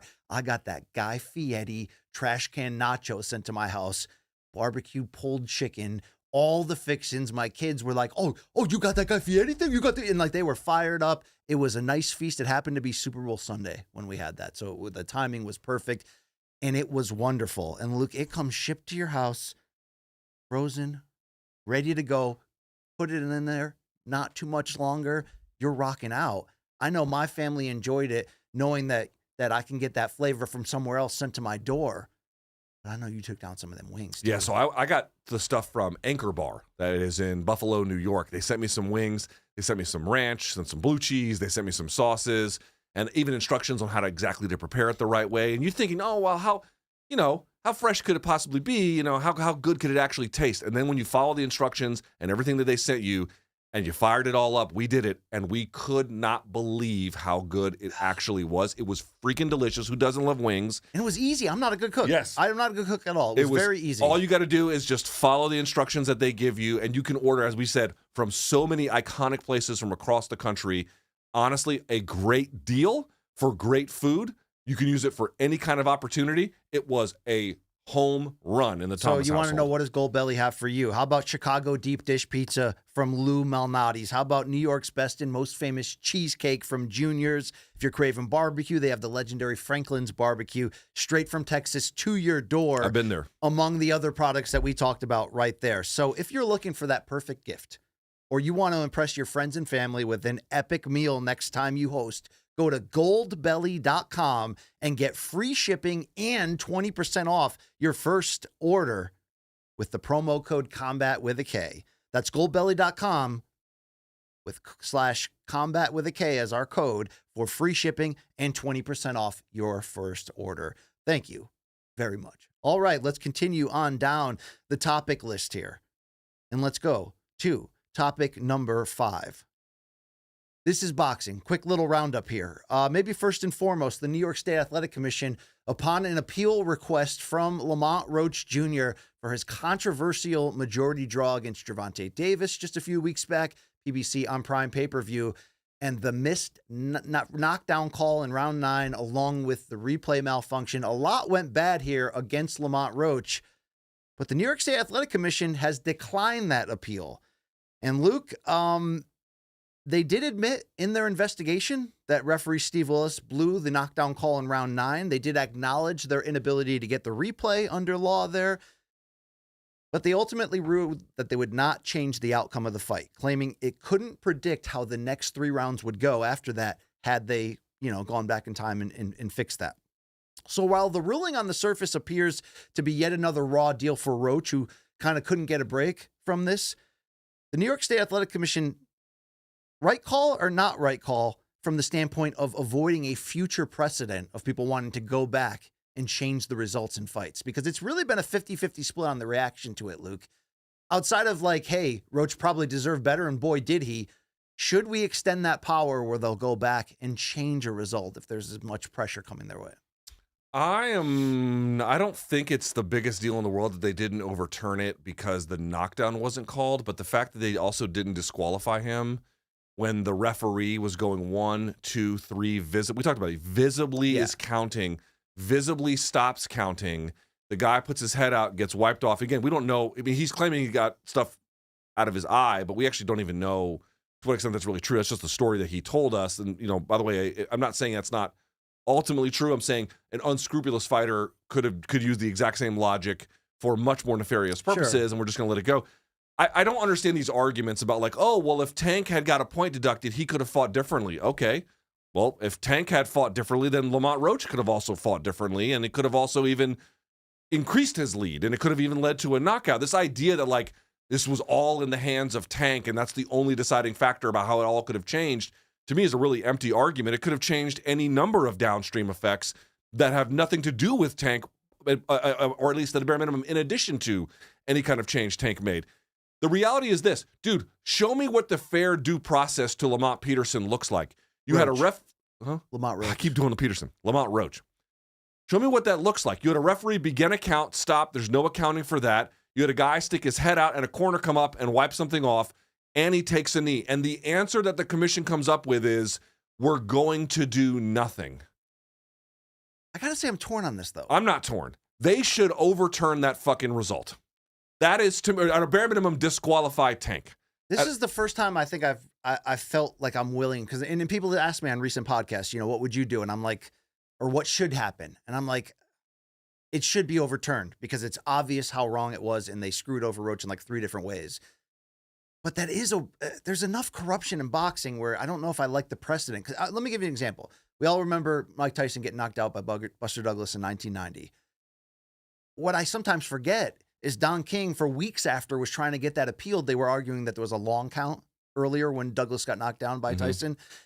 And I remember thinking as a kid, man, this guy Buster Douglas just had this, you know, great breakthrough moment, but this evil rich promoter is going to use, you know, the legal system to potentially try to upend that and get history changed. And I remember when that appeal wasn't changed, it was like, I don't know if I want that introduced. Even though this is an extreme situation where Roach got screwed, I don't want there to be an opening for that to become the norm. Oh, we don't like the result, so we're going to pick out one thing. Like, there's room for human error. Even, like, I don't think you should go. That's why I was always against replay. This was not human error. Replay in the NBA, I was always against, because I feel like that's a game that if you stop for long periods, it slows the momentum in so many ways.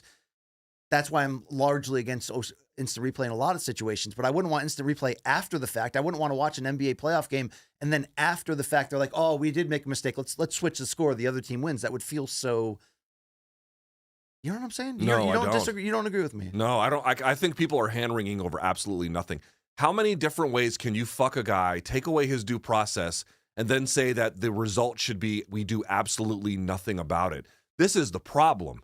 The solution is the thing that we're not actually doing. What we're doing is just prolonging the problem. People like, to your point, well, it's a bit of a slippery slope. No, the fuck it is not. I think it is. I'm really torn. The lawyer for Lamont Roach didn't just list the knee, as you indicated. He listed several different ways in which the commission erred.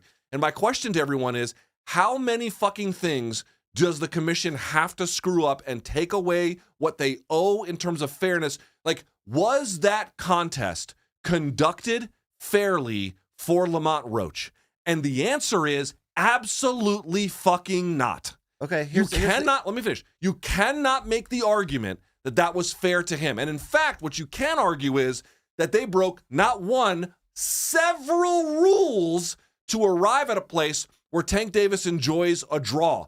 It is bullshit. It is a fraudulent result based on a series, not one, a series of failures. The solution is to address this. Okay, I've acknowledged that I fully agree. He got completely screwed. That's not the argument. So I don't know, who are you yelling at, by the way? The camera. Oh, is there like a group of people that you're targeting this after? We do a show where we talk for a living. Am I allowed to put a little bit of life into it? Put a little mustard on that. I like that. I'm going to ask you, is there a middle ground where we can change this to a no contest? I'd be okay with that. I could live with that. Okay with that. I could live with that. Fight fan, Long Island Luke, what do you think about this specific? Let's apply this to MMA if it was a big UFC fight. So I just want to bring it back to NBA for a second, because you were saying like it would be weird to live in a world where you see the result and then the next morning they change it. Right. NBA all the time will tweet out and say, we fucked up the call at the end of that game. This team should have won. We fucked up. They don't ever change the result. There's more of an argument. I get that this is an extreme example of Roach getting fucked. We don't have to keep relitigating that. But I do think that changes a precedent. Okay, I'm going to ask a question one more time. Was that fight by the rules conducted fairly for Lamont Roach? No. The answer is no. And so what I'm asking is, why does that decision then, on their record, why are we sanctifying it? Why are we sanctifying it as some kind of legitimate above-board process? It was not fair. The result was not fair. It should be fucking overturned. It's not fair, but again, this happens there was that pitcher, I think his name was Galarraga or something. He had Yes. the Andre perfect game. Galarraga, yeah. No, Perfect he's game, talking they about blew the the pitcher that had the first perfect base game going call. in the first. Oh, yes. Yeah, Sorry. like that guy should have a Armando perfect game Galarraga. on his record, but he doesn't. He has Right. That's one 9 failure. 2/3 That's or one failure. We're talking about a cascading All right, series yeah, of I think failures here. no contest change. It's just because look, we all want a rematch. It seems that they're going in that direction. Tank has it contractually obligated if he kicks it in that he Dude, can make let this. me- So he says publicly he wants it. Let's hear from Gary Jonas of ProBox, who's sort of acting as promoter slash advisor. By the way, Roach's team tells me that's not true. I mean, they're an advisor, Right. yes, but not a promoter. Technically, he's not a promoter, but he's kind of a helping advisor Yes, for yes, him. yes. Here's him and Roach talking about a rematch. Important question on everyone's mind. How close is the rematch? How big will it be? How close is it to getting done? Very close. It's in my mind, it's a done deal, but there are formalities, but it's a done deal and it's not far off. I can't give you more than that right now, but what I can tell you is that it's going to be an interesting fight. I think you got dynamics. You've got Gervonta, who's probably going to be angry, probably woken up, probably more focused than he has been, not talking about retirement. That's a factor. May is pretty sooner than later, right? May is, I would be totally okay with that. I want to say something if I can, and it's a common denominator because remember, it's the same commissions that are doing MMA and boxing. It's the exact same. I mean, we might have different referees and stuff, but it's the same governing agencies. You can see in both MMA and boxing, there's this reluctance to call upon the regulatory apparatus to do more. Oh, we don't want referees in MMA to break things up. If you can't stand up on your own, you're on your own.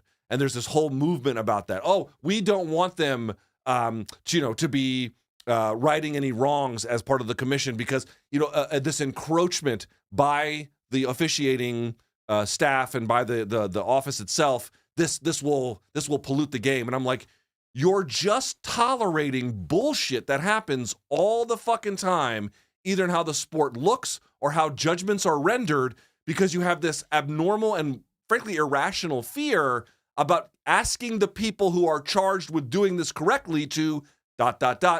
do it correctly. You cannot screw over guys in main events like this, where, by the way, Lamont Roach may never even get a rematch. They're talking about May BC, but you know how this goes. Something can happen. He may never even get the rematch. Well, this was if a Tank says huge... yes, there's a contract. They have to have it. So.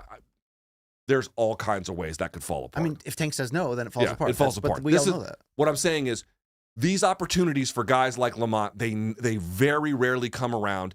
They fucked him more than one way, and then the answer is, we want to do nothing. And people are like, oh, they didn't interfere with the way it naturally went. Yeah, the way it naturally went was fucking changes stupid. Precedent. It changes the precedent, so make it a no contest, and they better grow and learn from it. But will they? I don't know.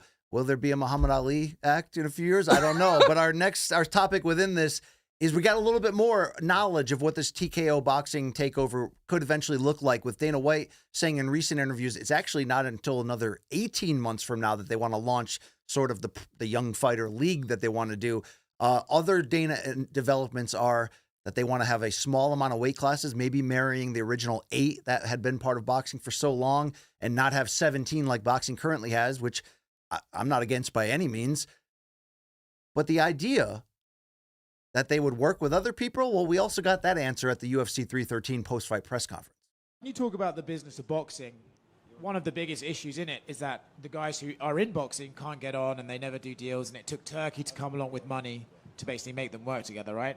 So with that respect, when you've come on to do this for Turkey, do you almost have to cut out these other guys because they're just going to make your job harder, right? If you're having to negotiate with every promoter in the sun, do you have to come out and eventually just get rid of these guys, lock them in Alcatraz, like Turkey said, and just do it yourself?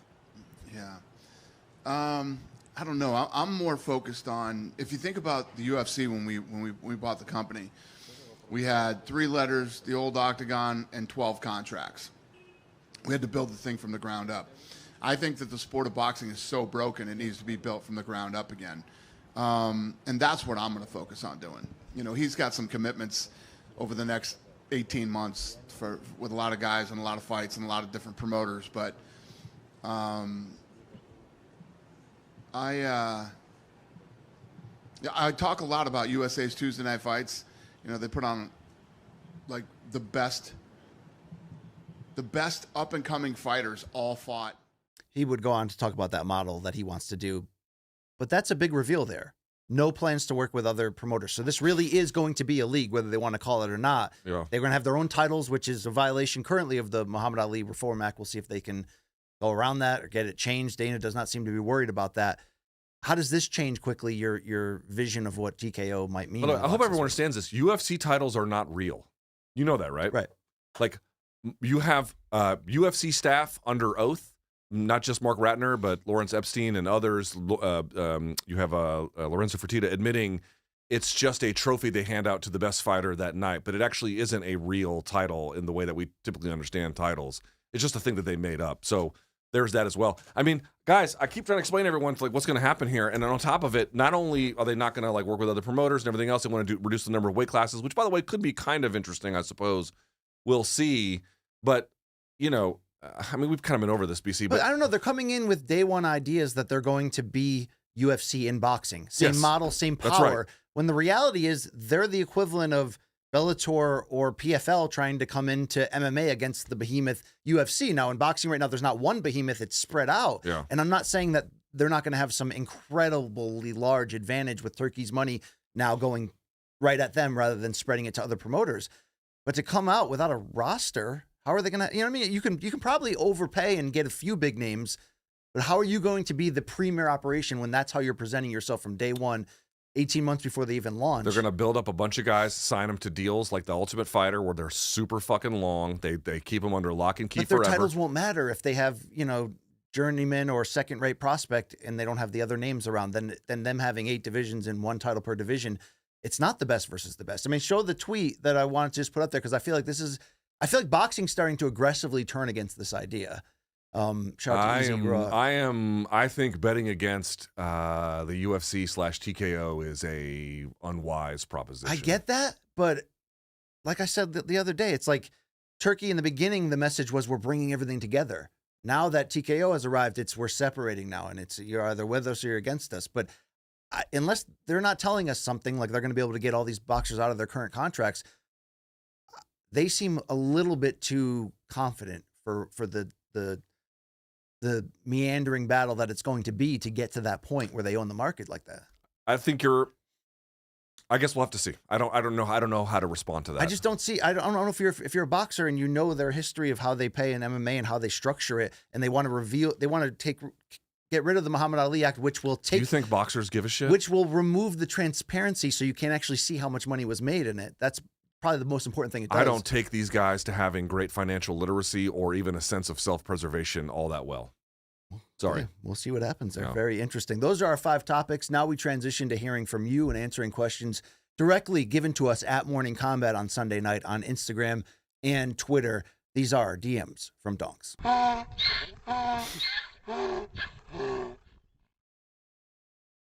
All right, let's hear what the people have to say today. That was a gross sound, by the way, that donkey made. Unnecessary completely. Let's put it up on the screen, if you don't mind. From Christina Pinto, BJJ. Is that Dr. Pinto you keep saying? I believe so. The commentators made a point to say Gaethje's gloves did not have the UFC logo because it came off while warming up. Others are speculating that Justin took it off himself as retaliation for them blurring Trevor Whitman's gear on Embedded. So when they're in Trevor Whitman's gym, he has that, Onyx? Is that what's called? Yeah. His own glove logo. Okay, someone asked me about this yesterday. I didn't know what it was about. Okay, that makes more sense. I wouldn't doubt it.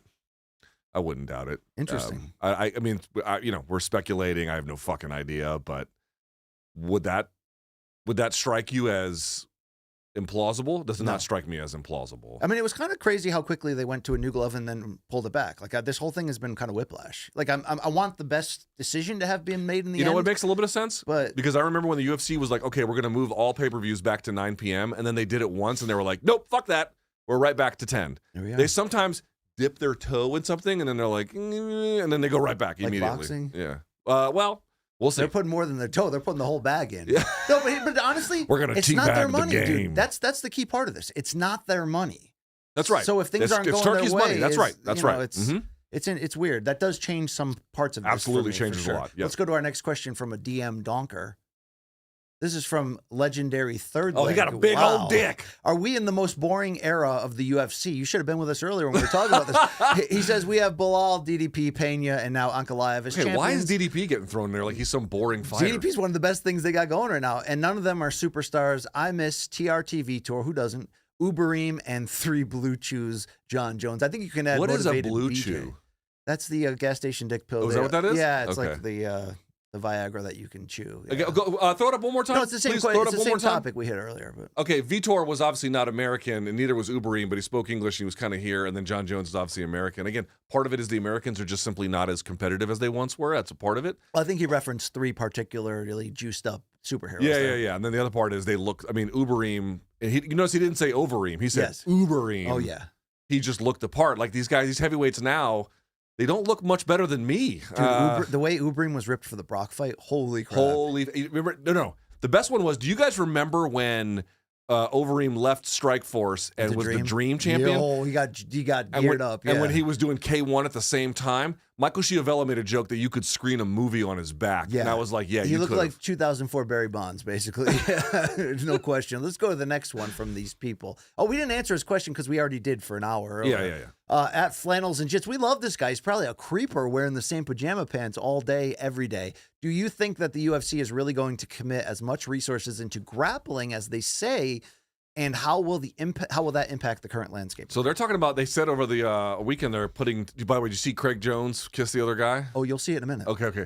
So they said they were going to put 10 to 12 million into professional grappling, which is a significant amount. By the way, that Fight Pass Invitational card they had last week was great. I didn't get a lot of buzz, but it was pretty great. It had some interesting results on it. This is what I'm trying to explain to people. Dude, they're trying to monopolize all of combat sports. And I hope everyone understands, by the way, we never talk about this. I'm going to say it real quickly. MMA has become monoculture, where everybody likes the same things, they dress the same, they listen to the same podcast, they have the same worldviews about everything. Everything. It's just Trained by day, Rogan by night. It's just monoculture up and down.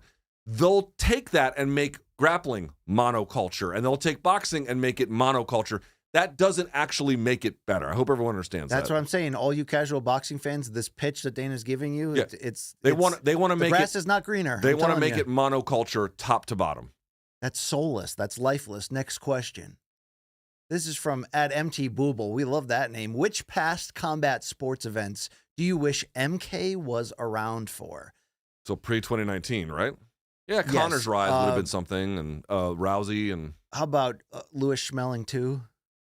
Peak World War II? We would have torn it I don't up. give a fuck about that. Debating Mussolini. I would will have say been, MK would have been perfect for like Fan Man and Golada and all that shit. Oh, you know, yes. Oh yes. that would have been a perfect Just time for MK. the beginning of the McGregor rocket. I mean, that would have been. I'd say 90s heavyweight boxing madness Yes. and or Rousey and Connor 2014, 2016. Lesnar's heavyweight run at the top. Lesnar's It was like pro wrestling come to life. sick. It was, Yeah, it that was would've been wild sick. and crazy. Do we have any more from these damn people? Yes. At Queso Fresco 123, favorite breakfast, lunch, and dinner meals. I'm a breakfast burrito guy. I love breakfast love burritos. breakfast. Yeah, I'm probably the sausage biscuits and gravy meal that you can get, with scrambled eggs, like that'll do. That's it. your thing? Okay, Chicken and lunch? waffles at like a really great place, like in downtown Atlanta or somewhere like that. Yeah, okay. That's pretty much Just amazing. mentioning black places now. I'm not allowed to enjoy the breakfast in Atlanta. I'm That's teasing. I'm fantastic. just teasing. Then you were talking about lunch. Are you like an old school grilled cheese and tomato soup guy like me or no? I'm not like that at all. No. Okay. But you know what I like? I like noodles for lunch, like like a pad thai or something like that. And for dinner, I like steak. I like a big steak. Yeah, I like a nice meatloaf or a lasagna. I'm a comfort type guy. I take comfort in things. And then for Long Island Luke, it's just whatever he can inhale through the bong. Yes. Long hits all day. No, bacon, egg, and cheese in the morning. I Oh, go. yeah. Maybe a turkey sandwich for lunch, and dinner I'm going taco. Bro, I'm telling you, I love a chopped cheese. Holy fuck. New York straight City chopped turkey. cheese is like amazing. All right. I think that's all the questions we have from the people, but don't forget you can reach our show at morningcombat@gmail.com. Send in your videos for our debate earlier about UFC star power. Hit I us would up. love to make that a Friday topic that we revisit and like we react to people, and especially if you disagree. Yes. Especially if you disagree. We would love to hear from you. Okay. And also send your fan subs your dead wrongs. And if you send them, we'll play them. That's how this deal works. Unless you, of course, you put a picture of your genitalia in there. Mikey does not deserve that. Our final segment is where I scour the globe on Sundays to try to find these videos are wild, right? Here's BC's feces.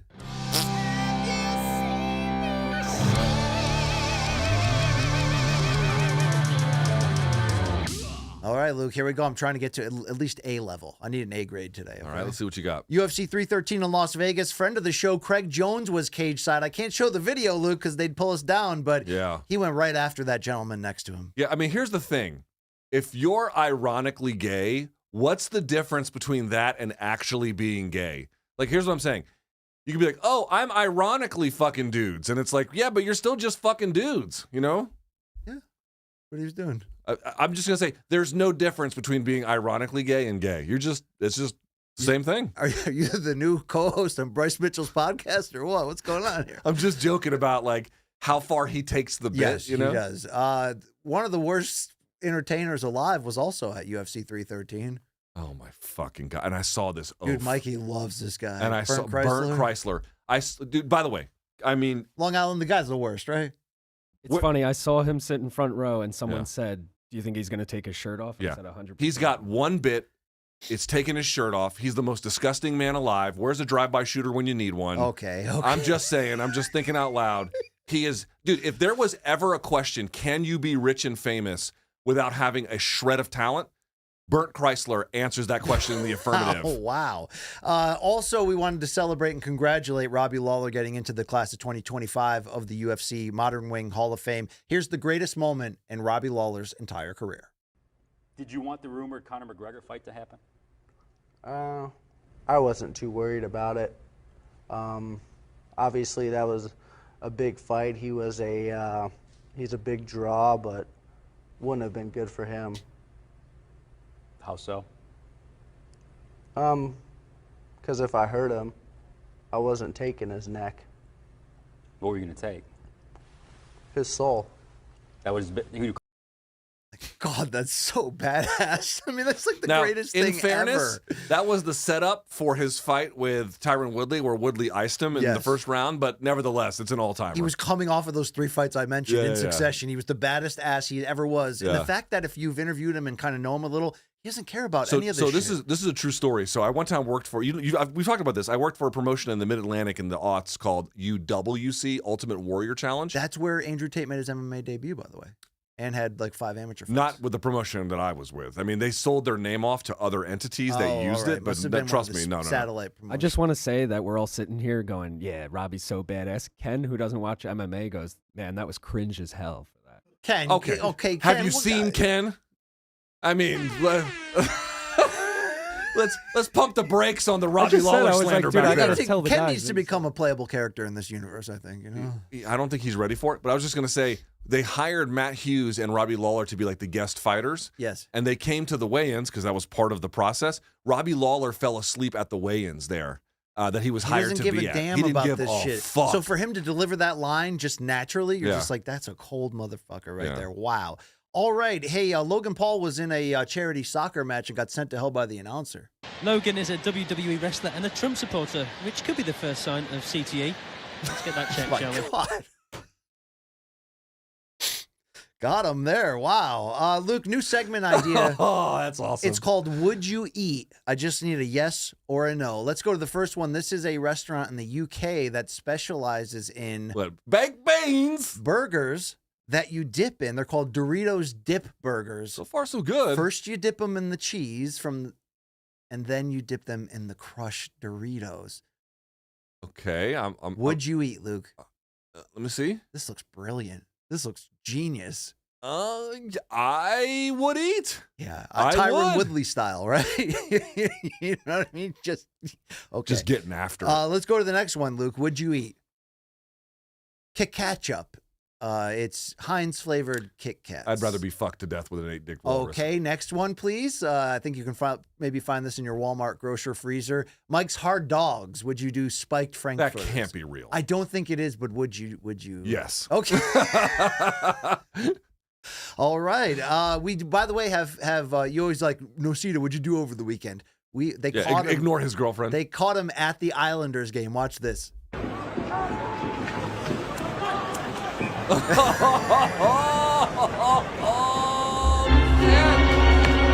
Get that inside your... Yeah, buddy. Look at this guy. Join me for the main card minute when this game is over.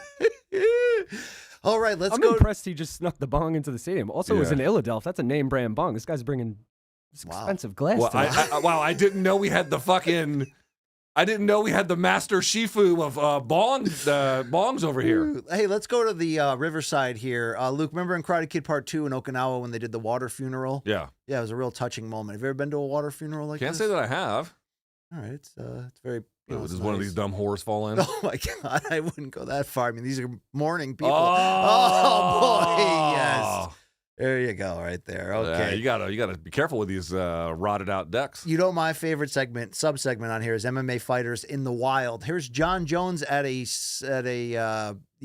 there's John Jones right there with Grandma just getting after it, right? All right, I've had enough already. That's a lot of ass play right there. Hey, you know who might have a big rematch coming up? Sugar Sean and Marab, who were caught together in the same hot tub at the PI.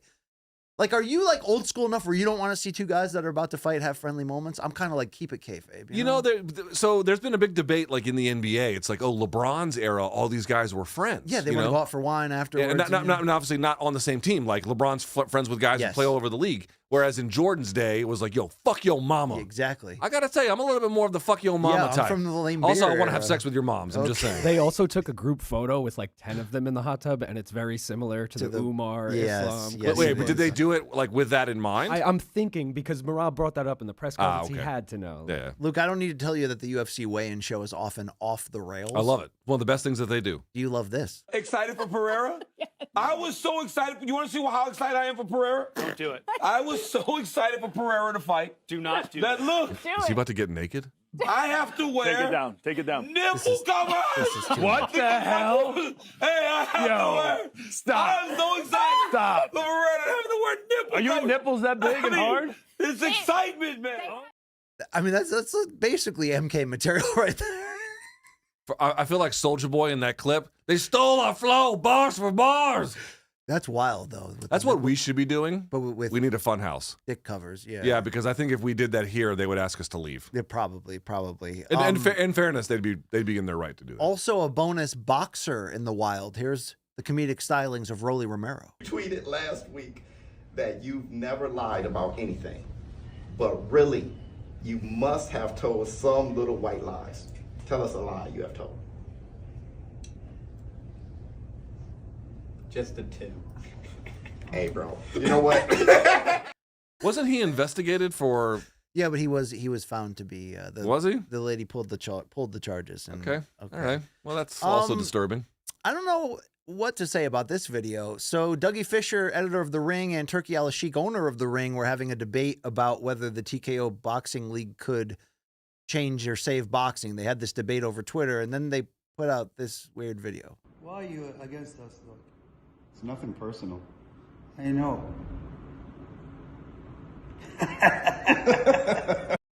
Yo, I'm out on this. I'm out on this experience. Did they throw him out of the window after this? I don't know if he lived, but I'm kind of just done with. I'm like, we had a great run of really fun fights. I'm kind of done now. That was a little much for me. That had ISIS hostage vibe feelings to it anyway. Yeah. Hey, new sport alert. They call it hot air boxing. Luke, you into it? Execute everyone involved with this. Feed them to alligators. Would you watch Power Slap if it was on top of a balloon and you knew everyone would die in the end? Only if they popped the balloon and then everyone had to plummet to their death every time. Yes. That's something right there. All right. Hey, check out this painting and watch closer as it gets in there. Bert and Ernie? Yeah. Look at the calendar. What's wrong with the calendar? Tuesday, September 11th, 2000. Oh. Who would paint that? That's just ridiculous.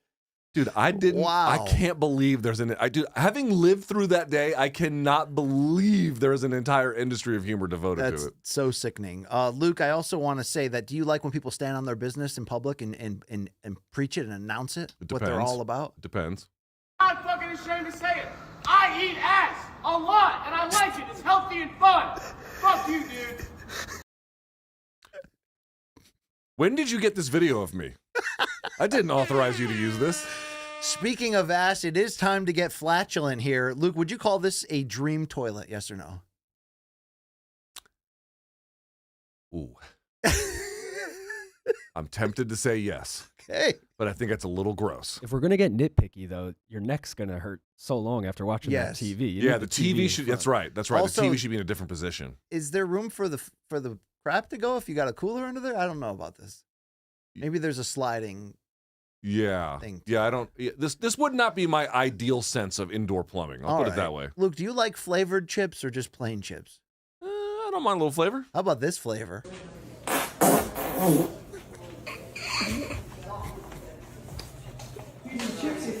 Thank you. Unless it's actually Okay. those are those sour cream and onion chips. All right, hey, let's go to the elevator. I wonder why so many men are sexless.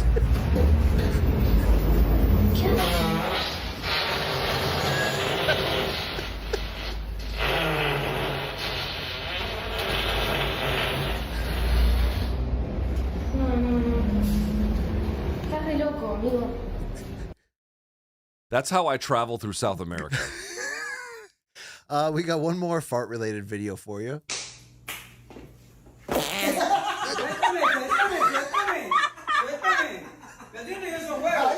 was well delivered. You got to give him credit for that. I can see you're not into this. Luke, one day... I just think all these people should be executed. Well, you know, people that end up living in a van down by the river, do you think sometimes they don't realize that they're practicing for a future like that? In fact, toys were different when we were like real little. I like the beer bottles floating in the lake. That's nice. Okay. All right. Let's keep the fun going. Next video, please. Your uncle died during 9/11. My fault. I mean, my apologies. He gets 5 big booms. Boom! Jesus. What the fuck was that? I don't know. Let's go to the grocery store, though.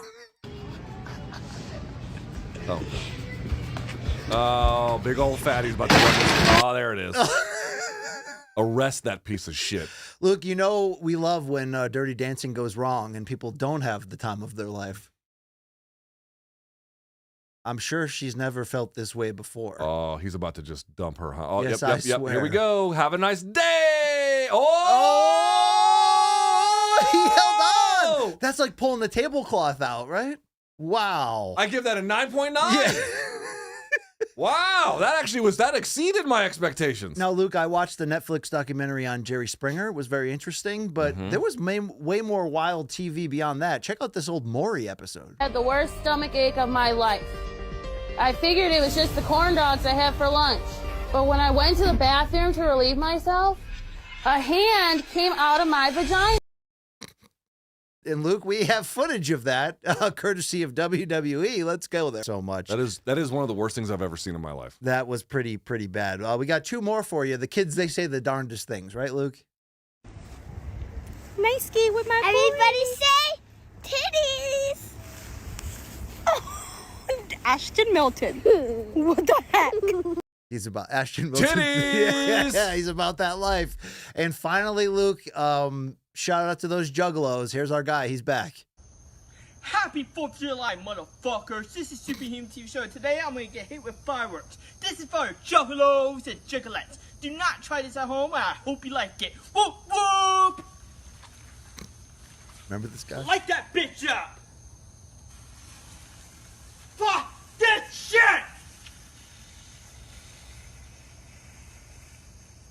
Ah! Fuck! Ah! Ah! Ah! Ah! Fuck! Ah! Ah! Oh, shit! Ah! Ah! Fuck!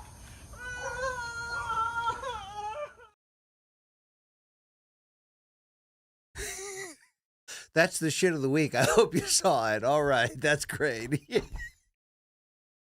He does that all the time? Oh, yeah. He jumps off of ladders onto like spikes or barbed wire or whatever, and then screams and dies in pain, and then, finds another thing to do. I'm honestly like traumatized watching that. What was worse, this or the time the guy had the Joseph A. Bank crap and then the thing came out of his stomach? And you remember that from 2 weeks ago? Why? When did this segment turn into traumatizing me? I'm trying to. Yo, here's equal this faces of 90-year-old death. woman Yeah. giving birth to a hand. Watch this, bitch.